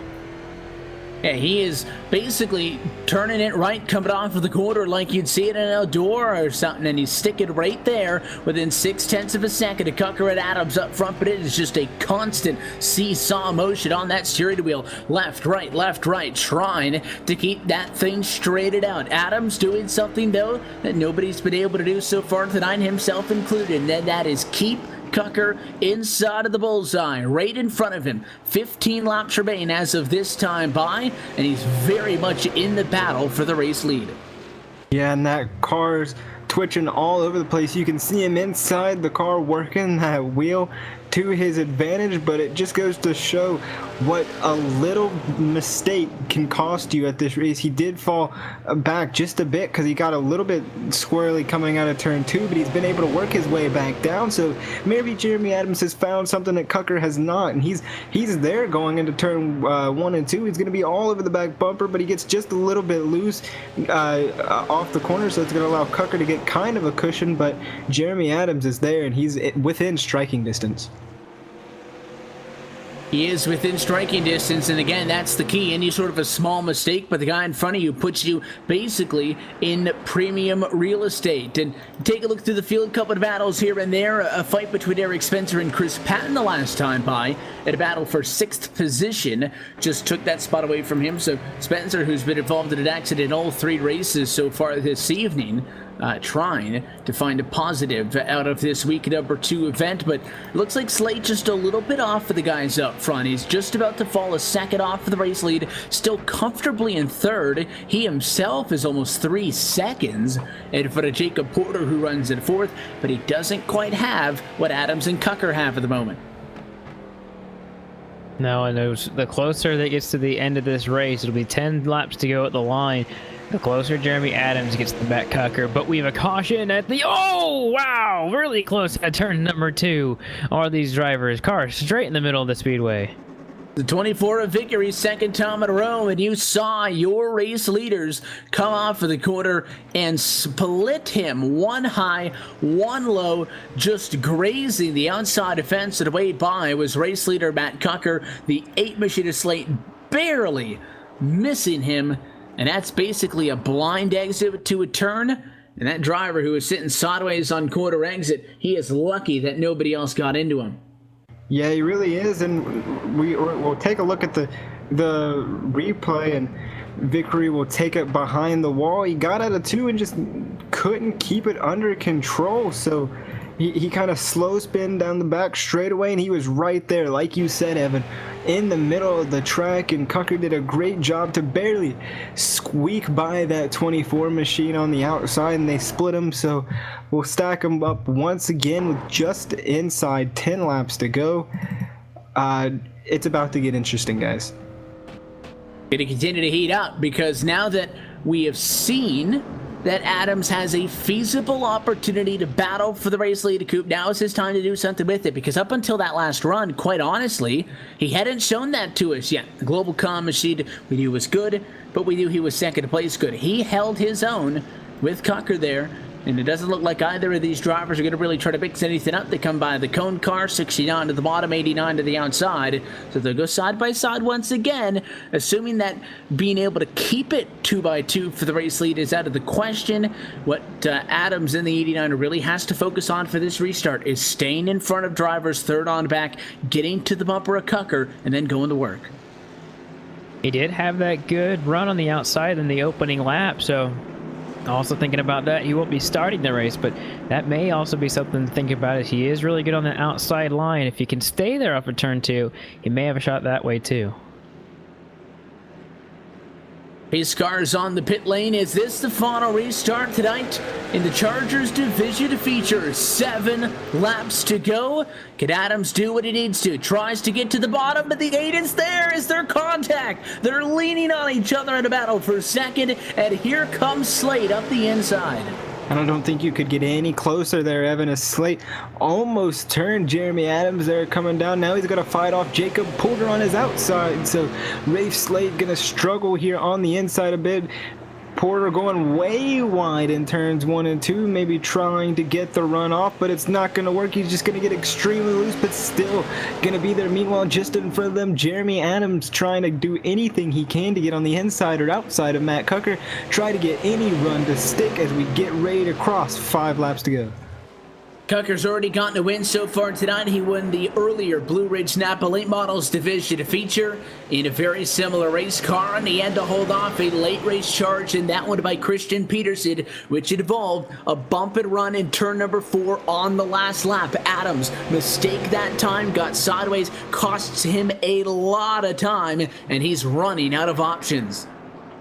Yeah, it's running down to the wire. A lot of drivers having so many issues with their cars, with the way that the setup is. It drives so much differently than the regular late model stock, and with only a few more laps to go, Adams, I think it's a little too far out. He's got to make up the distance between those two right now. He dives it in turns number 1, and it gets that distance away. I think he's got to wait for a mistake from Cucker, and the only way to capitalize that is not to make a mistake from here on out, and that's going to be pretty tough. Yeah, the 69 has so far looked so good. 2 laps to go at the start-finish line. And right off of the initial start of this race, Jeremy Adams went in side by side with Cucker to turn 1, got all kinds of out of shape. So did the driver who started in 3rd, Jacob Porter. We haven't seen those kind of bobbles by Matt Cucker here tonight in these Chargers, and he'll come out of turn number 4 this time, 1 more lap away from getting his 2nd checkered flag of the night. Adams, I think, is just about a car length too far back. It would take a hell of a Hail Mary to turn number 3 to get him close enough. Final time down the back straight away, drives it into the wall. He's not gonna get there, and Matt Cucker's 2nd on tonight. He wins the Charger division. And what a drive by that 69 machine. Led every single lap here in the Chargers division. So that's a statement for the first race we see out of these Monte Carlos. And you can't say Adams didn't try. He dove down in there into turns number 3 and 4. And he kind of paid for it afterwards because he was fighting that thing all the way back to the start-finish line, Evan. So, very, very hard drive by both of those drivers, but Matt Cucker chalks win number 2 on the night on the board. And that was a good race because Coop, in the opening 25 laps of it honestly didn't look like that anybody was going to be able to get to Cucker. He dominated his earlier win tonight in the late models. Looked like he was going to dominate this one. And to be fair, starts this race on a pole, wins this race, goes uncontested. I think he led almost, if not every single lap of this thing. So by many respects, it is a dominating performance, but the 89 kept things interesting late. Yeah, definitely made it a good show for us to watch. He got really close to him a couple times, and it'll really be cool to see what Cucker has to say. You know, with the way that their teammates as well. They work on a lot of setups throughout the league and the series, and it'll be interesting to see what he has to say. And another good race by both those drivers. Let's take a look top to bottom before we go to victory lane at your LSRTV full race results for tonight's Chargers division feature in week number 2. Cucker goes pole to checker. We'll talk with him in just a minute for the 2nd time this evening. Jeremy Adams comes home P2 with Rafe Slate in 3rd, Jacob Porter 4th, and David Killo in 5th. Chris Patton finishes in the 6th position. Eric Spencer finishes 7th. David Rogers, he'll finish the first car lap down in 8th place. Tyler Lugo Vickery finishes in the 9th position. And then Sterling Hewitt finishes 11th or 10th. Nathan Hurlbert finishes right behind him in the 12th spot. And then Jeff Grayson finishes in the last position.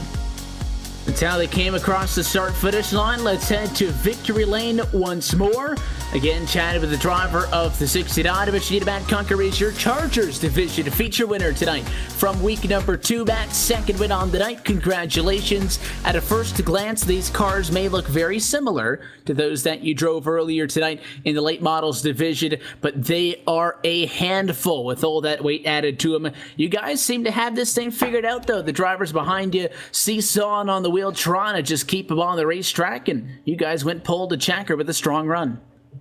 Yeah, these things, I've never drove them like this before, and they are really a handful. I mean, if you put a little bit too much wheel into it, it'll start to snap sideways on you, and that's what was happening to a lot of people, I think. And I mean, Jeremy was a little bit faster than me. I thought he was going to get me, but fortunate enough, I was able to keep it in front of him so we can pull out the W. Obviously trying to get all the wins you can in this series and having some prior experience from, I guess, the race 2 weeks ago in the late models gave you kind of a heads up of what the game plan was going to be going into those ones.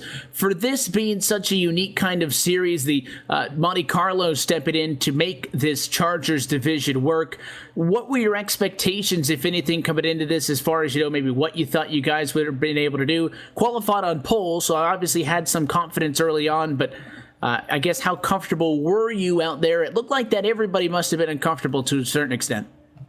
I was getting in the corner. If I knew if I drove it in hard and tried to use up the right front, it wouldn't get as loose. And then there's some times where I'd miss how far I could drive it down in, and I'd start to get a little loose off. So I wouldn't say I was all that comfortable. I mean, I was sawing on the wheel back and forth, and it was nothing like I ever drove before. But I'm glad I got the chance to do it, and hopefully next time we drive them, it'll be a lot of fun. It was a fun race for us to watch. That you guys, I believe, still have at least that late model division feature still coming up. Yeah, well, I actually got the street stock I'm in, and then the second part of the late model race. So see if we can pull out 2 more W's and see what happens. 2 for 2. You guys can repeat that. You'll walk away with 4 trophies if it works out like that. Matt, the sponsors and the shout-outs, it makes it happen. Team Vince here. Globalcom, you guys for broadcasting, LSRTV, and Kyle Barnes for putting the show out. And this is fun what he does, and the rules package with the cone rule, that's a blast. Yeah, we definitely saw that be a factor on those late race restarts for sure. So, Matt, again, congratulations on the win. Best of luck in the street stocks immediately after this. And then, of course, trying to back up the late model win from earlier tonight in the second one. Hopefully we'll chat then. I hope so. I'm going to try my best. Thank you. The driver of the 69 machine, he is 2 for 2, winning earlier in the late models, and now winning the first Chargers division feature on the season. So, we're only halfway home in tonight's racing action. 3 down, 3 to go. Street Stocks on track for the second time this year, and they have a 30-lap feature coming up just on the other side of this quick break. You're watching LSRTV's coverage of the Myrtle Beach Simulation Series presented by the Championship Esports Association on iRacing Live from the Myrtle Beach Speedway.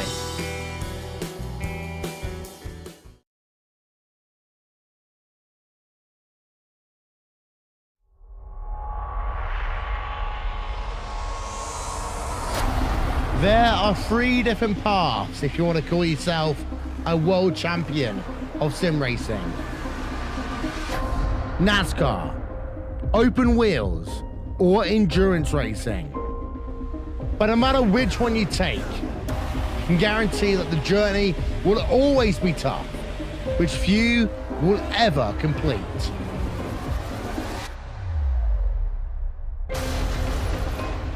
The iRacing World Championship Grand Prix Series, the premier road racing series in sim racing, started with a new car taking center stage. Then, it was Martin Kroenke resisting any challenge thrown at him to break the 5-year stranglehold of Gregor Hutu as being world champion. These drivers and teams are not just competing for pride, they're competing for money.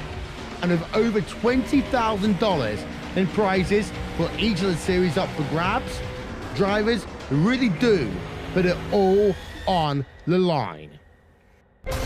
The NASCAR Beginner Series powered by iRacing is the premier NASCAR esports series featuring the cars and tracks from the Monster Energy NASCAR Cup Series. The 2016 campaign saw a return to the top of the mountain by Ray Alfalla as a 3-time Oval World Champion. The march to that championship was not easy though, despite the fact that Ray Alfalla took home the most points in series history.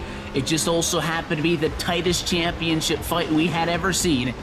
These guys are set for the 2017 campaign. The Blancpain GT Series hosts the top GT3 endurance teams in sim racing, with groups of 3 or more drivers sharing the wheel. This is a championship you can't win alone, and you need the same determination, passion and drive from your teammates to be successful. They often say that it takes just one mistake to lose a championship, and in team racing, it may not be your mistake that costs you the win. Last season, VRS Coanda SimSport won the championship by a single point. This year, who will step up to the plate?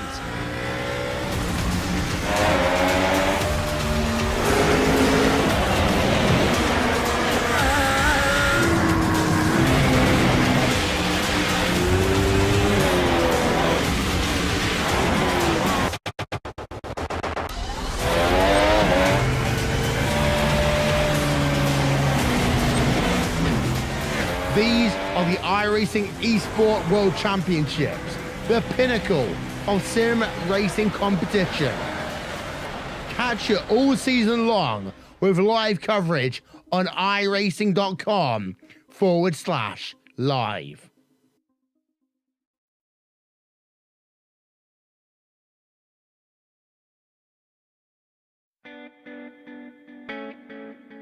Welcome back live to the Myrtle Beach Speedway as we head into the second half of tonight's action for week number 2 of this Myrtle Beach Simulation Series presented by the Championship Esports Association. Happy that you're spending your evening with us at LSRTV, your home for sim racing. 3 down, 3 to go. We've already seen Matt Cucker win both the Blue Ridge Napa Late Models Division and most recently, just 1 race ago, the Chargers Division feature. The other Matthew Tucker took home the mini stocks race, which was the second one on the night. And guys, as we roll on into the evening, street stocks due up next. This race to be followed by the second Blue Ridge Napa Late Models Division feature, and then of course the night will close with the U-Cars division. But street stocks, a very characteristic short track car on the iRacing service. If you are anywhere above a rookie license on an oval at iRacing, you have had to go through these street stocks. They are made for this kind of racing. They are, Evan, and tonight's winners are have got a lot in common here tonight. All of them being Matt, so it should be interesting to see. This is going to be the third race Cucker's going to be in. See if he can do a three-peat here. But let's talk about the driver who finished runner-up in the Chargers division last time, Jeremy Adams.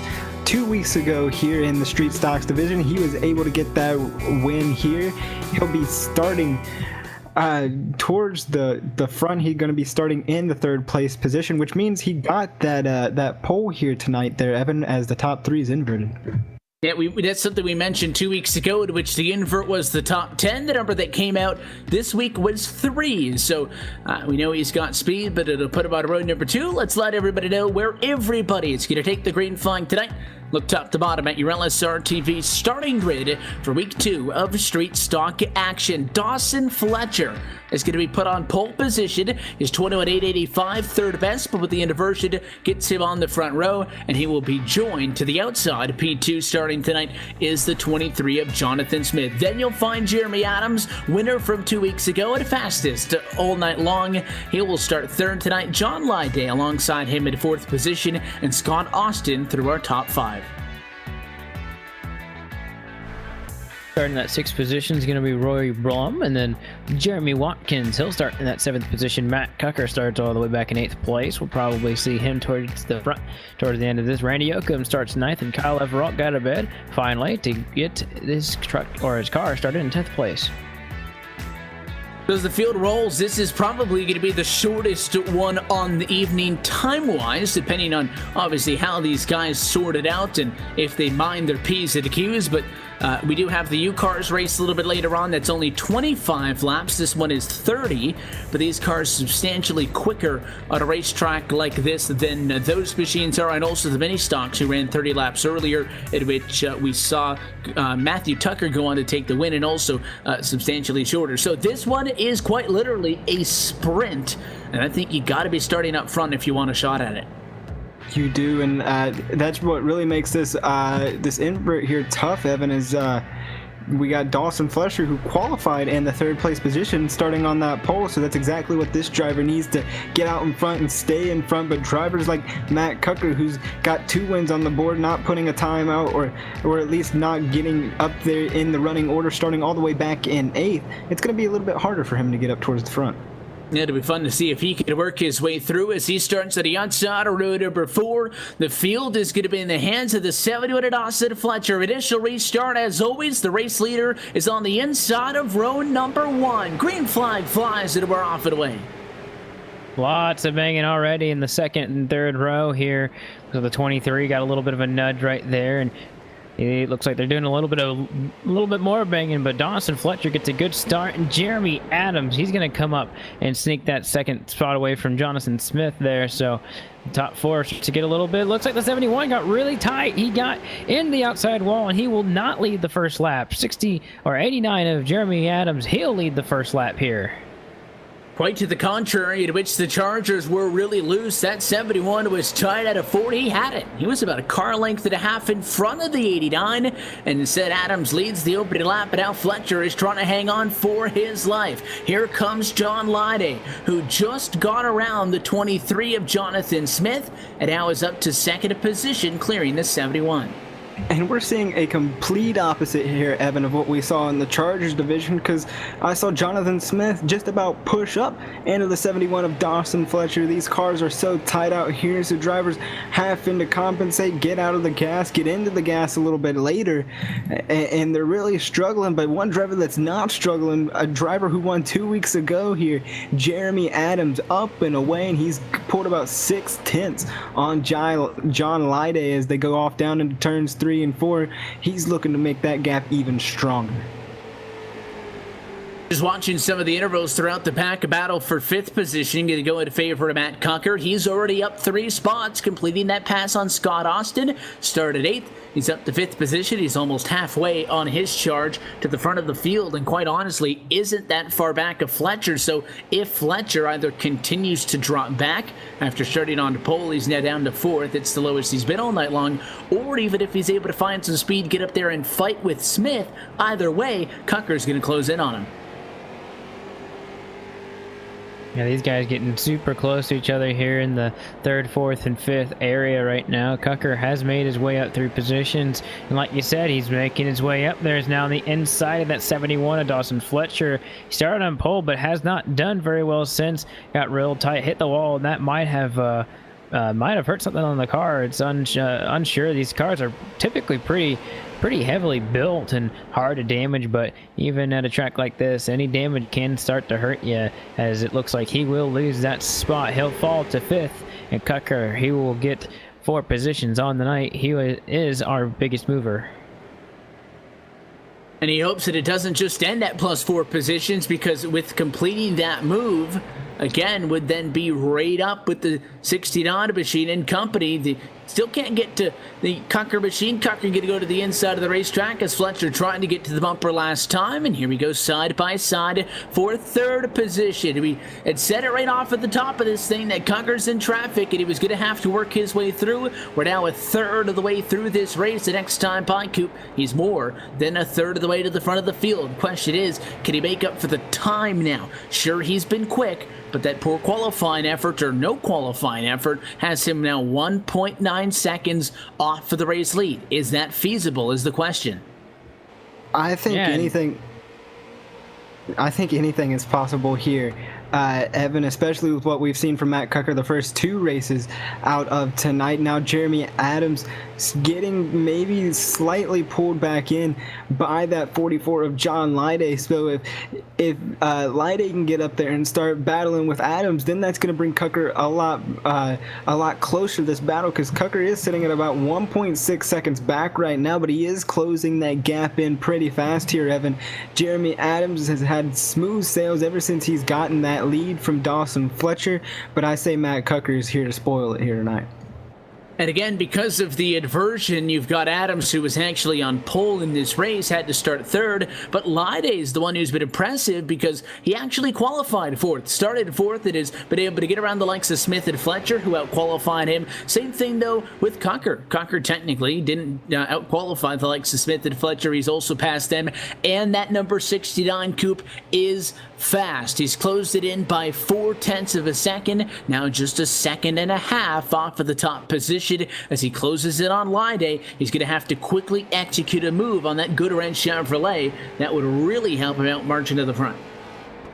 Yeah, he's about 2/10 faster than him, and it's going to be just only a matter of time before he actually gets there, and more like 1/10 that last time by, but still, each and every lap getting closer and closer, and there's not that many laps in this series. It's only a 30-lap race, so almost already halfway. This is no caution so far. Don't want to jinx it for these guys. They're having a great run at it, but it is getting closer and closer. You see Lyday trying a different approach there in 1 and 2 as well, going up higher in turns 1 and 2 and seeing if he can maybe pull a little bit, try something different, because right now it's not really working out for him. He might lose another position before the next couple of laps, and he'll be halfway here, and oh, he gets a little bit loose off the corner. It's the 44, John Lyday. And that may be all that Cucker needed to get himself in a striking position. He's on the back bumper. Cross flags the last time by. 15 down, 15 laps to go at our straight stock division feature. He looks to the leftward quarter panel, and it looks like Lyday has no intentions of blocking him, which would probably lead to him getting moved up the racetrack and into the fence. So Cucker going to go to the inside. Side by side going to be short-lived, as he's now up to P2. 44 going to fight back on the outside of the quarter. Don't think he'll be able to really do much with Cucker, who's blistering right now on the inside. Yeah, no doubt, Evan. He's got to get clear of this 44 machine of Lyday just to get going. He's still about 1.5 seconds back from Jeremy Adams. So now that he is clear of John Lyday, he's still got a lot of work to do. Not saying it's possible, but as Coop mentioned before, we are running out of time. Coming to complete lap 18 now, which means we'll have 12 laps to go at the line. Can Matt Cucker get it done? It would be quite the drive without the assistance of caution flags and restarts to help him get up. Again, the caution's going to come out, so there you go. And that's big, because 1.7 seconds behind Jeremy Adams. If there was any situation, what I was about to say is that guys like to get through the field because they get 1 or 2 spots here, then a yellow, 1 or 2 spots here and a yellow, and they kind of work their way through the field. With that yellow coming out for the 4, Randy Yoakum, who has found himself in trouble. The Jack Daniels entry got turned around by the 47, coming off for turn 4 after it looked like Yoakum pinched him up to the fence. That's fantastic for Cucker, because that 1.7 second gap is now instantly erased up to Jeremy Adams, and he gets to restart alongside him without having to use up any more of his tires, trying to close in that time gap. And with that, like you said, brings them together. Also kind of brings the intensity up for these guys. It is going to be a good shot for that 69 too, to make something happen, but it also gives these guys in the middle of the pack to also see if they can do something. You know, guys like Lyday, Jonathan Smith, haven't really talked about him a whole bunch this season so far, so started second on the invert, and might have he might have something here with it looks like a little bit under 10 laps to go. Cone card's going to be out, so we'll have 2 laps to go till the green. So we'll be pretty close to 5 till the end of this race here shortly. But Dawson Fletcher, Bryant, I also have something to say about this one before it's all over. So these drivers do what they can to get up there. This caution's definitely going to help them. And Adams has some decision making to make because it's going to be the first race started, which he leads us to the green flag under again. He's been controlling this race, but technically started in third position. He'll choose the inside line, and Cucker is going to choose the outside line. The best thing that could happen here for the 89 team is that driver in third, the 44 Elide, to get up alongside of the 69 and keep Cucker on the outside if they were to fight for second position, because Cucker has been using the bottom of the racetrack to work his way through this field. If that 69 can either stay side by side for the race lead or just get single filed out for second and get to the bumper of Jeremy Adams, he's going to have 8 laps to pick and choose how he's going to make this move for the Street Stock Division feature win. 22 laps complete for Myrtle Beach. Into the home stretch as we look for the green flag. Green flags out side by side for the race lead. Jeremy Adams trying to get cleared, and he does, of Matt Cucker going down into turn 1 and 2. Matt Cucker going to have an amazing run off of turn number 2, though. Going down into turn 3, does he try the inside? No, he doesn't. Instead, he puts it on that second lane on the outside, gets the run off the corner. He's all over the back bumper of the 89 machine as they go off into 1. Still not trying anything as we got 7 laps to go. The biggest thing, though, is he is there. Look at him cheating on the inside. Left side tires on the rumble strips. That's not going to help at all. Those curbs really got that car sideways. He was able to quickly correct it by lifting out of the throttle and allowed Adams to pull with the car length advantage. That's not a lot and does not in any way make Adams comfortable, but it's better than having a right on your deck lid. Gives him a little bit more breathing room and takes a lap or two away from Cucker as he tries to regain himself, regroup, and then get back up there.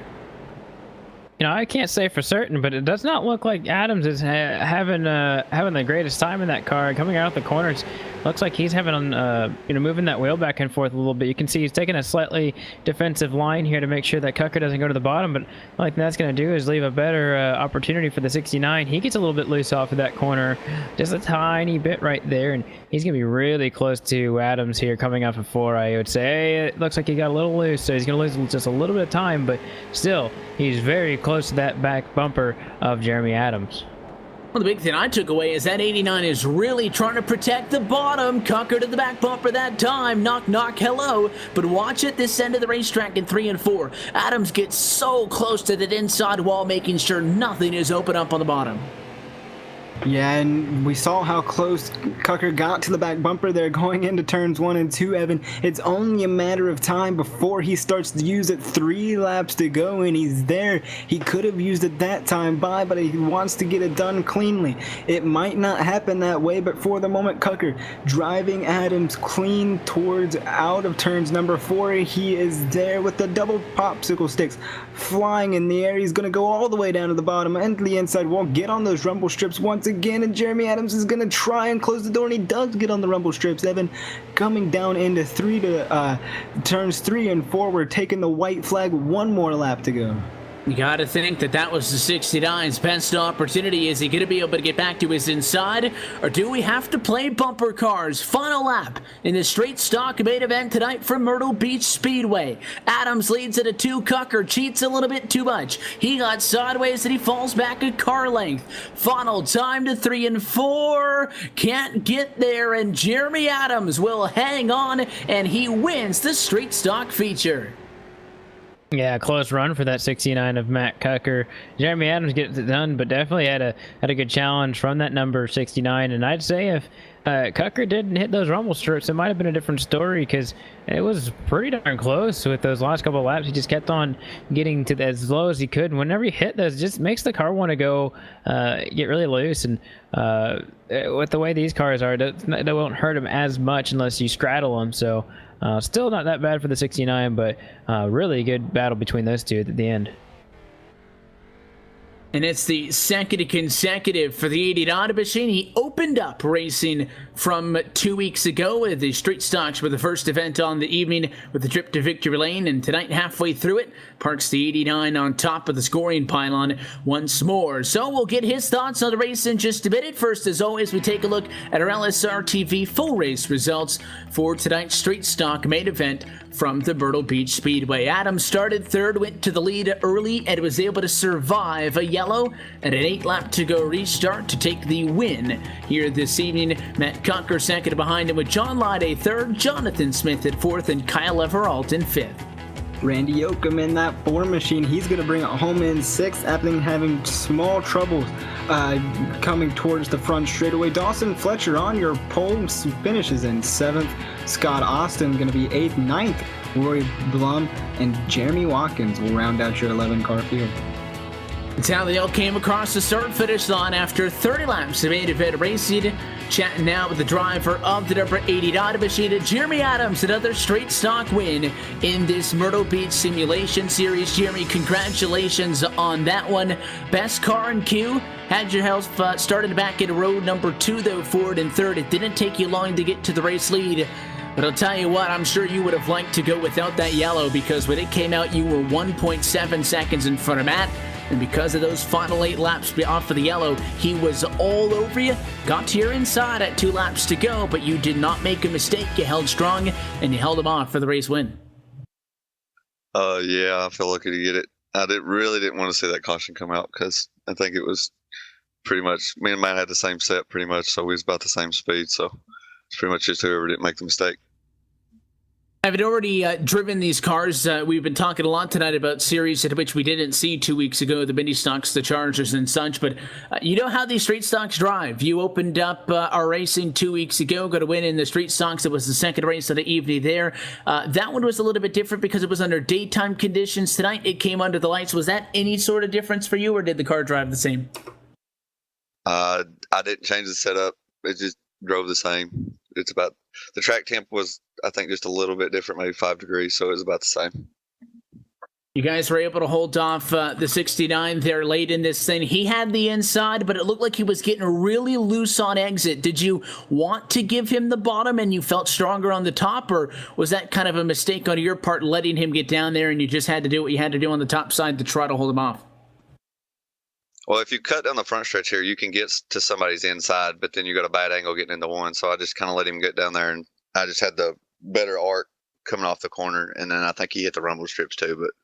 But if I had to pick a line and I was going to have a car beside me, and in this car, I would definitely rather be on the outside. Well, you survive there late. You really made a hard drive in turn 3 on that final lap, but at that point you were too far out in front. 2 weeks, 2 street stock races, 2 trips to victory lane for you and the 89 team. Who you want to say hi to? Just all my teammates, Team Vencer, Global Com, everybody that helps me. Appreciate everybody. We'll let you get back down with those guys. Jeremy, congratulations on this one. It was another fun one, and we wish you the best of luck going forward as this season continues to work on through. Thank you. So the 89 machine out on front. He just held off Matt Cocker at the end of it all. It was a 0.3 of a second advantage for the driver of the 89, but as noted, he won it 2 weeks ago. And if you weren't with us for that first week of action, I highly encourage you, once the night comes to a close, to go back and check that one out. But that is Jeremy Adams' second straight stock division win in 2017. So we head back to the big boys. The second late model feature on the night is coming up next, as the Blue Ridge Napa Late Models division returns for their second 40-lap feature. That one comes up on the other side of this quick break. You're watching the Myrtle Beach Simulation Series, presented by the Championship Esports Association on LSRTV, your home for sim racing.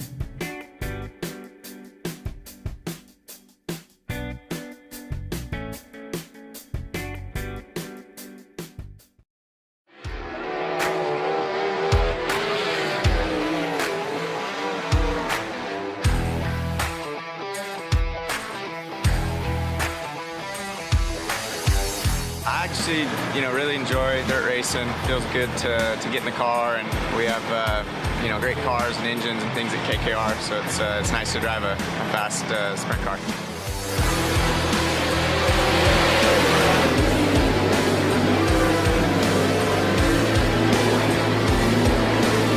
Couple of separate lines developing, 3 wide action on a turn 2. Craig Kitzer, Casey Kane, and Kieran Pittman go get it.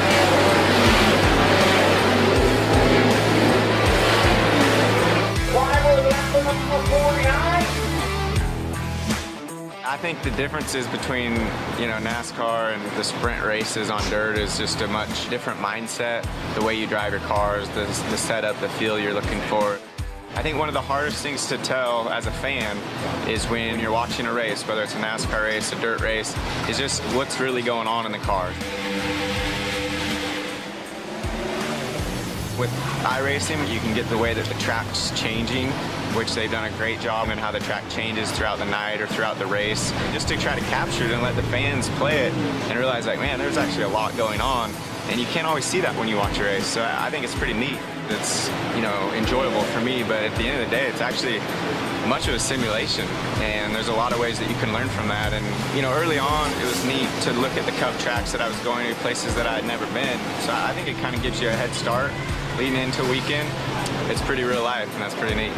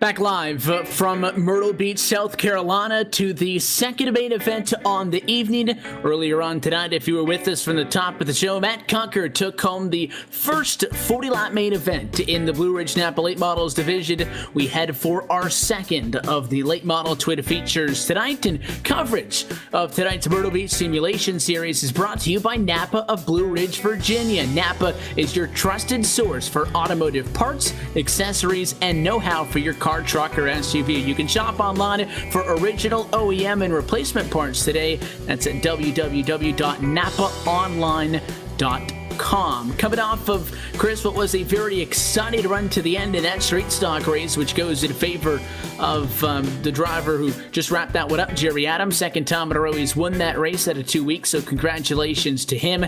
Now we see if Cocker can complete the double. He's done 2 races so far tonight. He's gone 2 for 2, and amazingly enough, we've headed into the 5th race on the night, and Christian Peterson's yet to take home a trophy.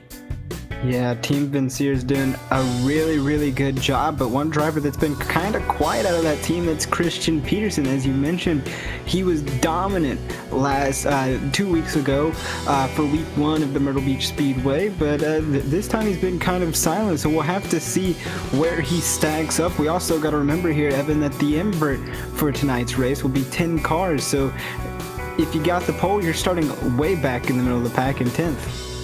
And I have to think, Coop, that is the biggest takeaway in this one. We got a little bit of a taste of that in the street stock race. It was only an inversion amongst the top 3, so it wasn't that big of a deal. The drivers who started 3rd and 2nd were able to pretty quickly move their way up to the front of the field, at least on those opening laps, and then we got to racing. 10's pretty different, though, and this is a large field just as the first late model feature event was, so it's going to be chaotic, and it is no walk in the park to make your way up for the outside of row 5, even if you've got the best car, because this racetrack doesn't have a lot of room, and it's log jammed 2x2. Definitely. Whenever you think about how this track works with as many drivers on it, there's bound to be an accident that probably happens, and there's going to be a lot of drivers in it. Last time we saw a couple of minor accidents, despite having all those drivers. We're going to have about 25 entries here tonight, and I've got to say that it's with these guys, with the way the weather is, it's calm. It's cooled off a bit. And I think it's made it a little bit easier for these guys this time around. Still, though, 25 cars in this small track. Even though there's a lot of room in turn one, it still can get combobulated. A lot of names 1st through 25th. Let's go trackside and take a look at your LSRTV starting grid for the Blue Ridge Napa Late Models Division feature race number 2 here from week number 2 at Myrtle Beach. So with the inversion, Shad Curran going to end up on a pole position in this one behind the wheel of the number 33, and Chris Patton is going to join him on row number 1. John Lade will roll from 3rd position with Jonathan Smith in 4th and Ricky Harden in P5. 6 is going to be Brandon Wilkinson. Tommy Ryan is going to be in 7th. Jeremy Adams, who got that street stock win, is going to be starting 8th. Christian Peterson 9th. And your pole for the night, but we'll be starting 10th. That's 69 of Matt Cucker. 11 starts Jody Green, and in the 12th position, Randy Yoakum. Al Smith Jr. starting that 13th position with Nathan Hurlbert on his outside the 14th position, and then Jacob Porter, he'll start 15th. 16th for Scott Austin with Rory Plum in 17th position. Jeremy Watkins is 18th, and as we look back to row number 10, David Rogers starts 19th, and 20th is Sterling Hewitt. Gabriel Wood in that 09 machine, he's going to be 21st. 22nd is going to be Tyler Lugo. Victory Eric Spencer in that 75 machine, he's going to be 23rd. Jonathan Repack 24th, and running at your 25 car field, that's Kyle Leverott. You look top to bottom at the LSRTV starting grid. Coop, we saw this thing earlier on in the night. A lot of cars, a lot of action differences. We are under the lights for the second one. Yeah, these 40 laps will probably go by pretty quick here tonight, and knowing that these guys, all of them are hungry for a win, and all of them know that there's points on the line for each and every race, and they can get up past 17th position. They'll get a good amount of points. 17th on back only gets 2 points, so getting up past 15th place is pretty crucial for those guys late or really far back in the back. With the fastest cars maybe back at 9th and 10th position, do we see a surprise winner? Green flag flies as we go racing for 40 laps in this late model feature, side by side for second. A lot of contact to turns 1 and 2 as John Lade tries to take second away, and he will from Chris Patton. Now the 1 has to try to hang on to 3rd, and he may be forced out 3 wide. He's way up the hill in 4. Huge wreck behind them is the 6 of Tommy Ryan, the 23 of Christian Peterson. More cars are piling into the back coming off of turns 4 and Evan. So a huge wreck as cars are all bent out of a shape. It all starts between that 89 of Jeremy Adams and that 6 of Tommy Ryan. They're going to make just a slight bit of contact going down into turn 3. Evan kind of running out of room. That's going to knock the 6 of Tommy Ryan into the inside wall, back up into Jeremy Adams, and then down into or Christian Peterson, I should say, and then just more cars piling in towards the back of the pack. Yeah, at that point when that initial contact was, they were okay. They kept it straight, but then the 03 tried to go how to avoid it, and at that moment, we were 5 wide. Coming out of turn number 4, he gets up into the 09. The 72 gets tagged as well, and then you got a handful of drivers at the middle of the racetrack. The 83 thought he was going to be clear. One car, the 72, comes up in front of him and up on his lid. Over is Rory Blum down in quarter number 1.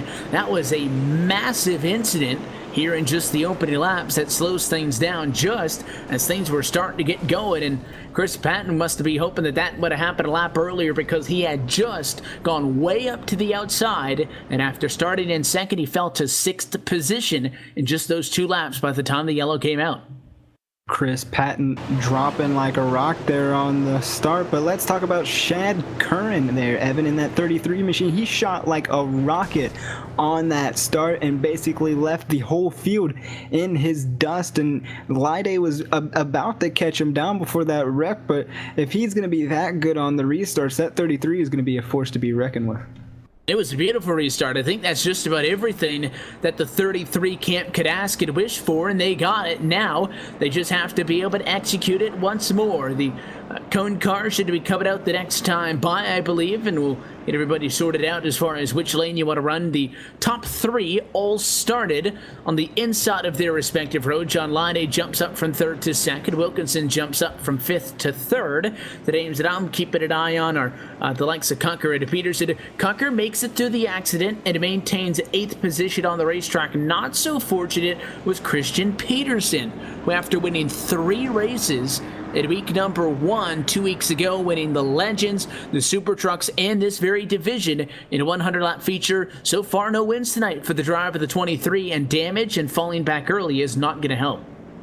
Yeah, and what did I say at the top of the broadcast here, Evan? Even though we're coming back to the same track every week, you're going to get to see something different every week. Every race is going to propose a new challenge, and that's what we're seeing for that 23 of Christian Peterson. He just can't get the luck on his side, but we have a bit of a surprise for me here, Evan, is everybody is picking the outside. We got Matt Cucker picking the outside, which he's so good on. John Lyday going to go on the outside, see what he can do. But Chad Curran always controlling that restart. He should be able to do exactly what he did the last time. And if it's on the inside or the outside, the objective for the 33 just has to be get clear to turn number 1 and bring us back to get this race restarted. 6 laps complete, plenty of ways to go with 34 laps left on the board. Green flag flies as we dance once more. Another good restart for the 33, but equally as good for Ricky Harden. He is there and challenging for the race lead. He'll turn the 33, and it is a big mess on the back straightaway.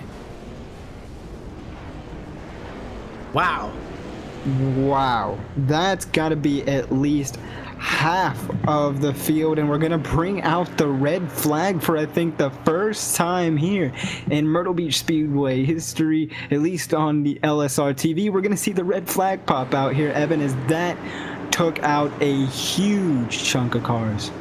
When we talk about the close quarters race in which this Myrtle Beach Speedway produces, and that 15 machine, there was about 3/4 of a lane to the inside of the 33. He tried to put a full car, in that 3/4 of a car length, and it just did not work. And it comes a parking lot on the back straightaway, not as much so because drivers all wrecked, but you could see up on the top side of the racetrack there was just nowhere to go. There was the 38 on his lid, so everybody just had to park, and you had a six-car deep row on the outside of the racetrack that had to come to a stop because there was nowhere else for them to go. Yellow was already out by that point, but this does bring us to the red flag, mainly because so many drivers changed positions after the yellow came out as they were all trying to avoid the accident on the back. The race control needed to take a look at it to re-rack everybody. Yeah, and we're already getting these cars rolling again as the pace car pulls off and gets ready to go. They're going to try to get these cars stacked back up, but the 44 of John Lyday going to prevail out of that when he was sitting right behind that whole mess between Harden and Curran there, Evan, and it was almost by chance that he was able to just squeak by there because he was on the outside line there, and there's not a whole lot of room for error there. So if you are so close or just right up there, he could have very easily been involved in that. So very fortunate for that 44 machine that he was able just to squeak by that wreck. Another driver who was able to mostly squeak by that wreck was the 69 of Matt Cucker. We've talked about him all night here, Evan. He's got a lot of back end damage, but that car was able to scoot through and move his way all the way up to 5th. So he started 10th up to 5th. That 69 is on a move. At race control just now completing their review of the running position, so the field is going to begin to roll once more, and we'll begin the caution flag procedures.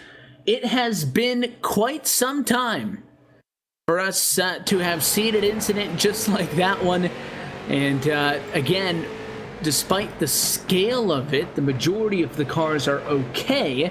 Everybody just got logjam coming to a stop because there was a car on its lid, but race control let the drivers know what position they need to be in, and that's what they're doing right now as the pace car starts to bring us back up the pace speed, and we have taken the red flag off and we're back under caution. We are back under caution, which means in maybe about 2 laps time, we'll get that cone car as everybody is trying to get tightened up here so we can get back going.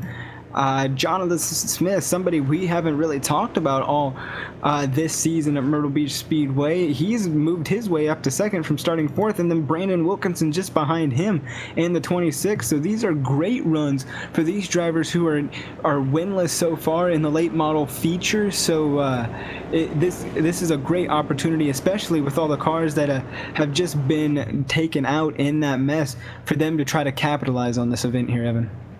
And those onboards gave you a good look at just how it was for everybody behind where the contact started from, trying to find an opening to get through. Al Smith Jr. could have considered himself lucky. You rode on board with him there last, and he actually was able to make it down to turn 3 and 4 and got past the wall that was formed halfway down the back straightaway. So it's short track racing. These cars are built to expect a little bit of beating and banging, and nobody said we expect the sheet metal to be nice and pretty after 40 laps, but that definitely sped up the process of making these cars look race used.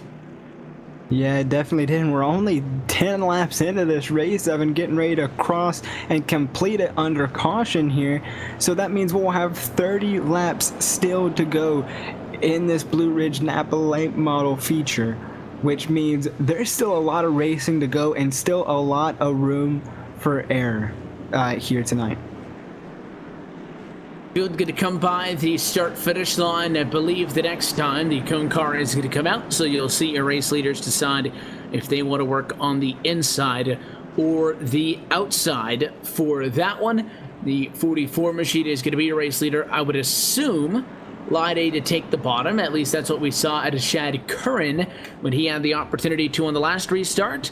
And especially when you don't want somebody to get to your inside. The outside can work because if you clear the guy on your inside, then you get a better arc into the corner and can take a run at a turn 2, try to get some distance. But if you don't clear that guy, you're in a tough spot. You do not want to give up the bottom. So I would expect Lide to go low, and I would expect Jonathan Smith to go high. What's the call going to be for the 44 machine? He will follow that pace car to the inside of the cone car, but Smith is also going to take the bottom. So Brandon Wilkinson, 3rd on the scoring sheet, is going to be able to start outside of the front row. We'll see if that works for the 26. If it does, it means that the 17 of Smith would have made the wrong call.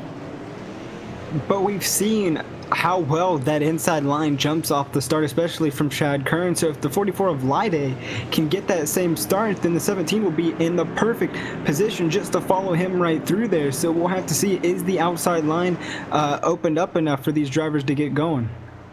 He just needs an even jump. He needs to be able to get up to the inside of Wilkinson and make it a fight for second. Green flag flies as we go back underway. 12 laps complete in a late model feature. Thought Wilkinson might have been clear. The 17 just sticks a nose into turn 1, Coop. Yeah, these guys side by side still singling themselves out. This is the first time we've been able to get the single file down in the front. Nope, haven't got a single lap yet under green until right about now.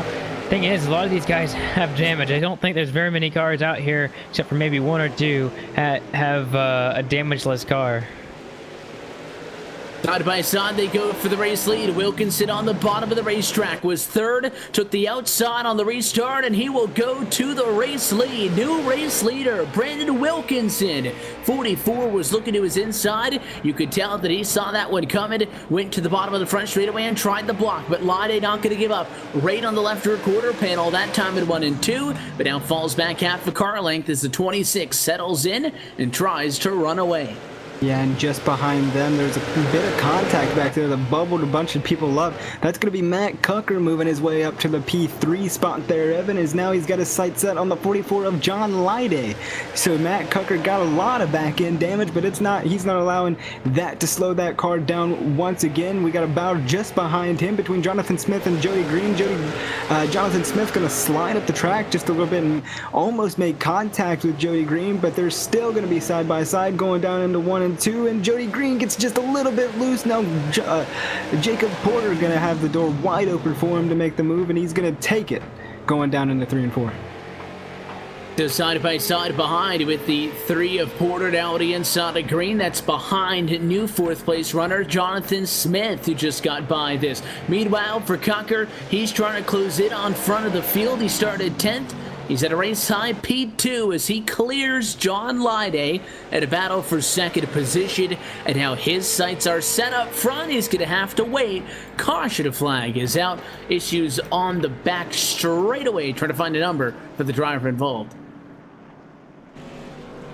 Yeah, don't really know who it was. It's going to be that 05 machine of Scott Austin bringing out the 3rd caution out here tonight. Trying to get a replay up on your screen. He seems just a little bit slow, trying to maybe making a little bit of contact, gets loose under those little rumble strips and then just spins it around. So very unfortunate for that driver. That'll bring out the 3rd caution for the night, just under a few laps. I can't even think of what I'm saying. Just a few laps shy of lap 20. And he had some out there. The 89 hit him twice in the corner, once on entry, and then Jeremy Adams one more time sent Scott Austin around. But those drivers were well on those curbs, and that does no favors. And the unfortunate thing for him is he basically spun out into the pit lane. It's on the back straightaway, so he wasn't able to drive backwards, I don't think, to get back out of that pit lane and get back on track to cycle back around. So he actually decides to take the tow back to the pit lane. And that's even going to cost him more time, would drop him at least 2 or 3 laps off for the lead lap under the caution flag. So a handful of incidents here and there that's come to be expected when you have a 25 car field at late model feature from the Myrtle Beach Speedway. We're down to having looks like 15 drivers total of those 25 who started actually on the lead lap. Still a handful of guys off of the lead lap, still on track. Yoakum, Blum, Rogers, just to name a few of them, but only 15 cars left in the lead lap at the cross flags point. And now if you're Matt Cucker, you're in that outside position or inside position, depending on where you choose on the cone car, which he will choose that outside line. And Matt Cucker is no stranger to that outside line here. Evan, he knows how to work it so well, especially in these late models. So we'll have to see what he can do on the inside line. Just under 20 laps to go. It's going to be crunch time for a lot of these drivers, and I think everybody knows it, especially that 26 of Brandon Wilkinson, who made a power move just the last restart for John Lyday to take that lead. So we'll see if he can continue that momentum on this restart here.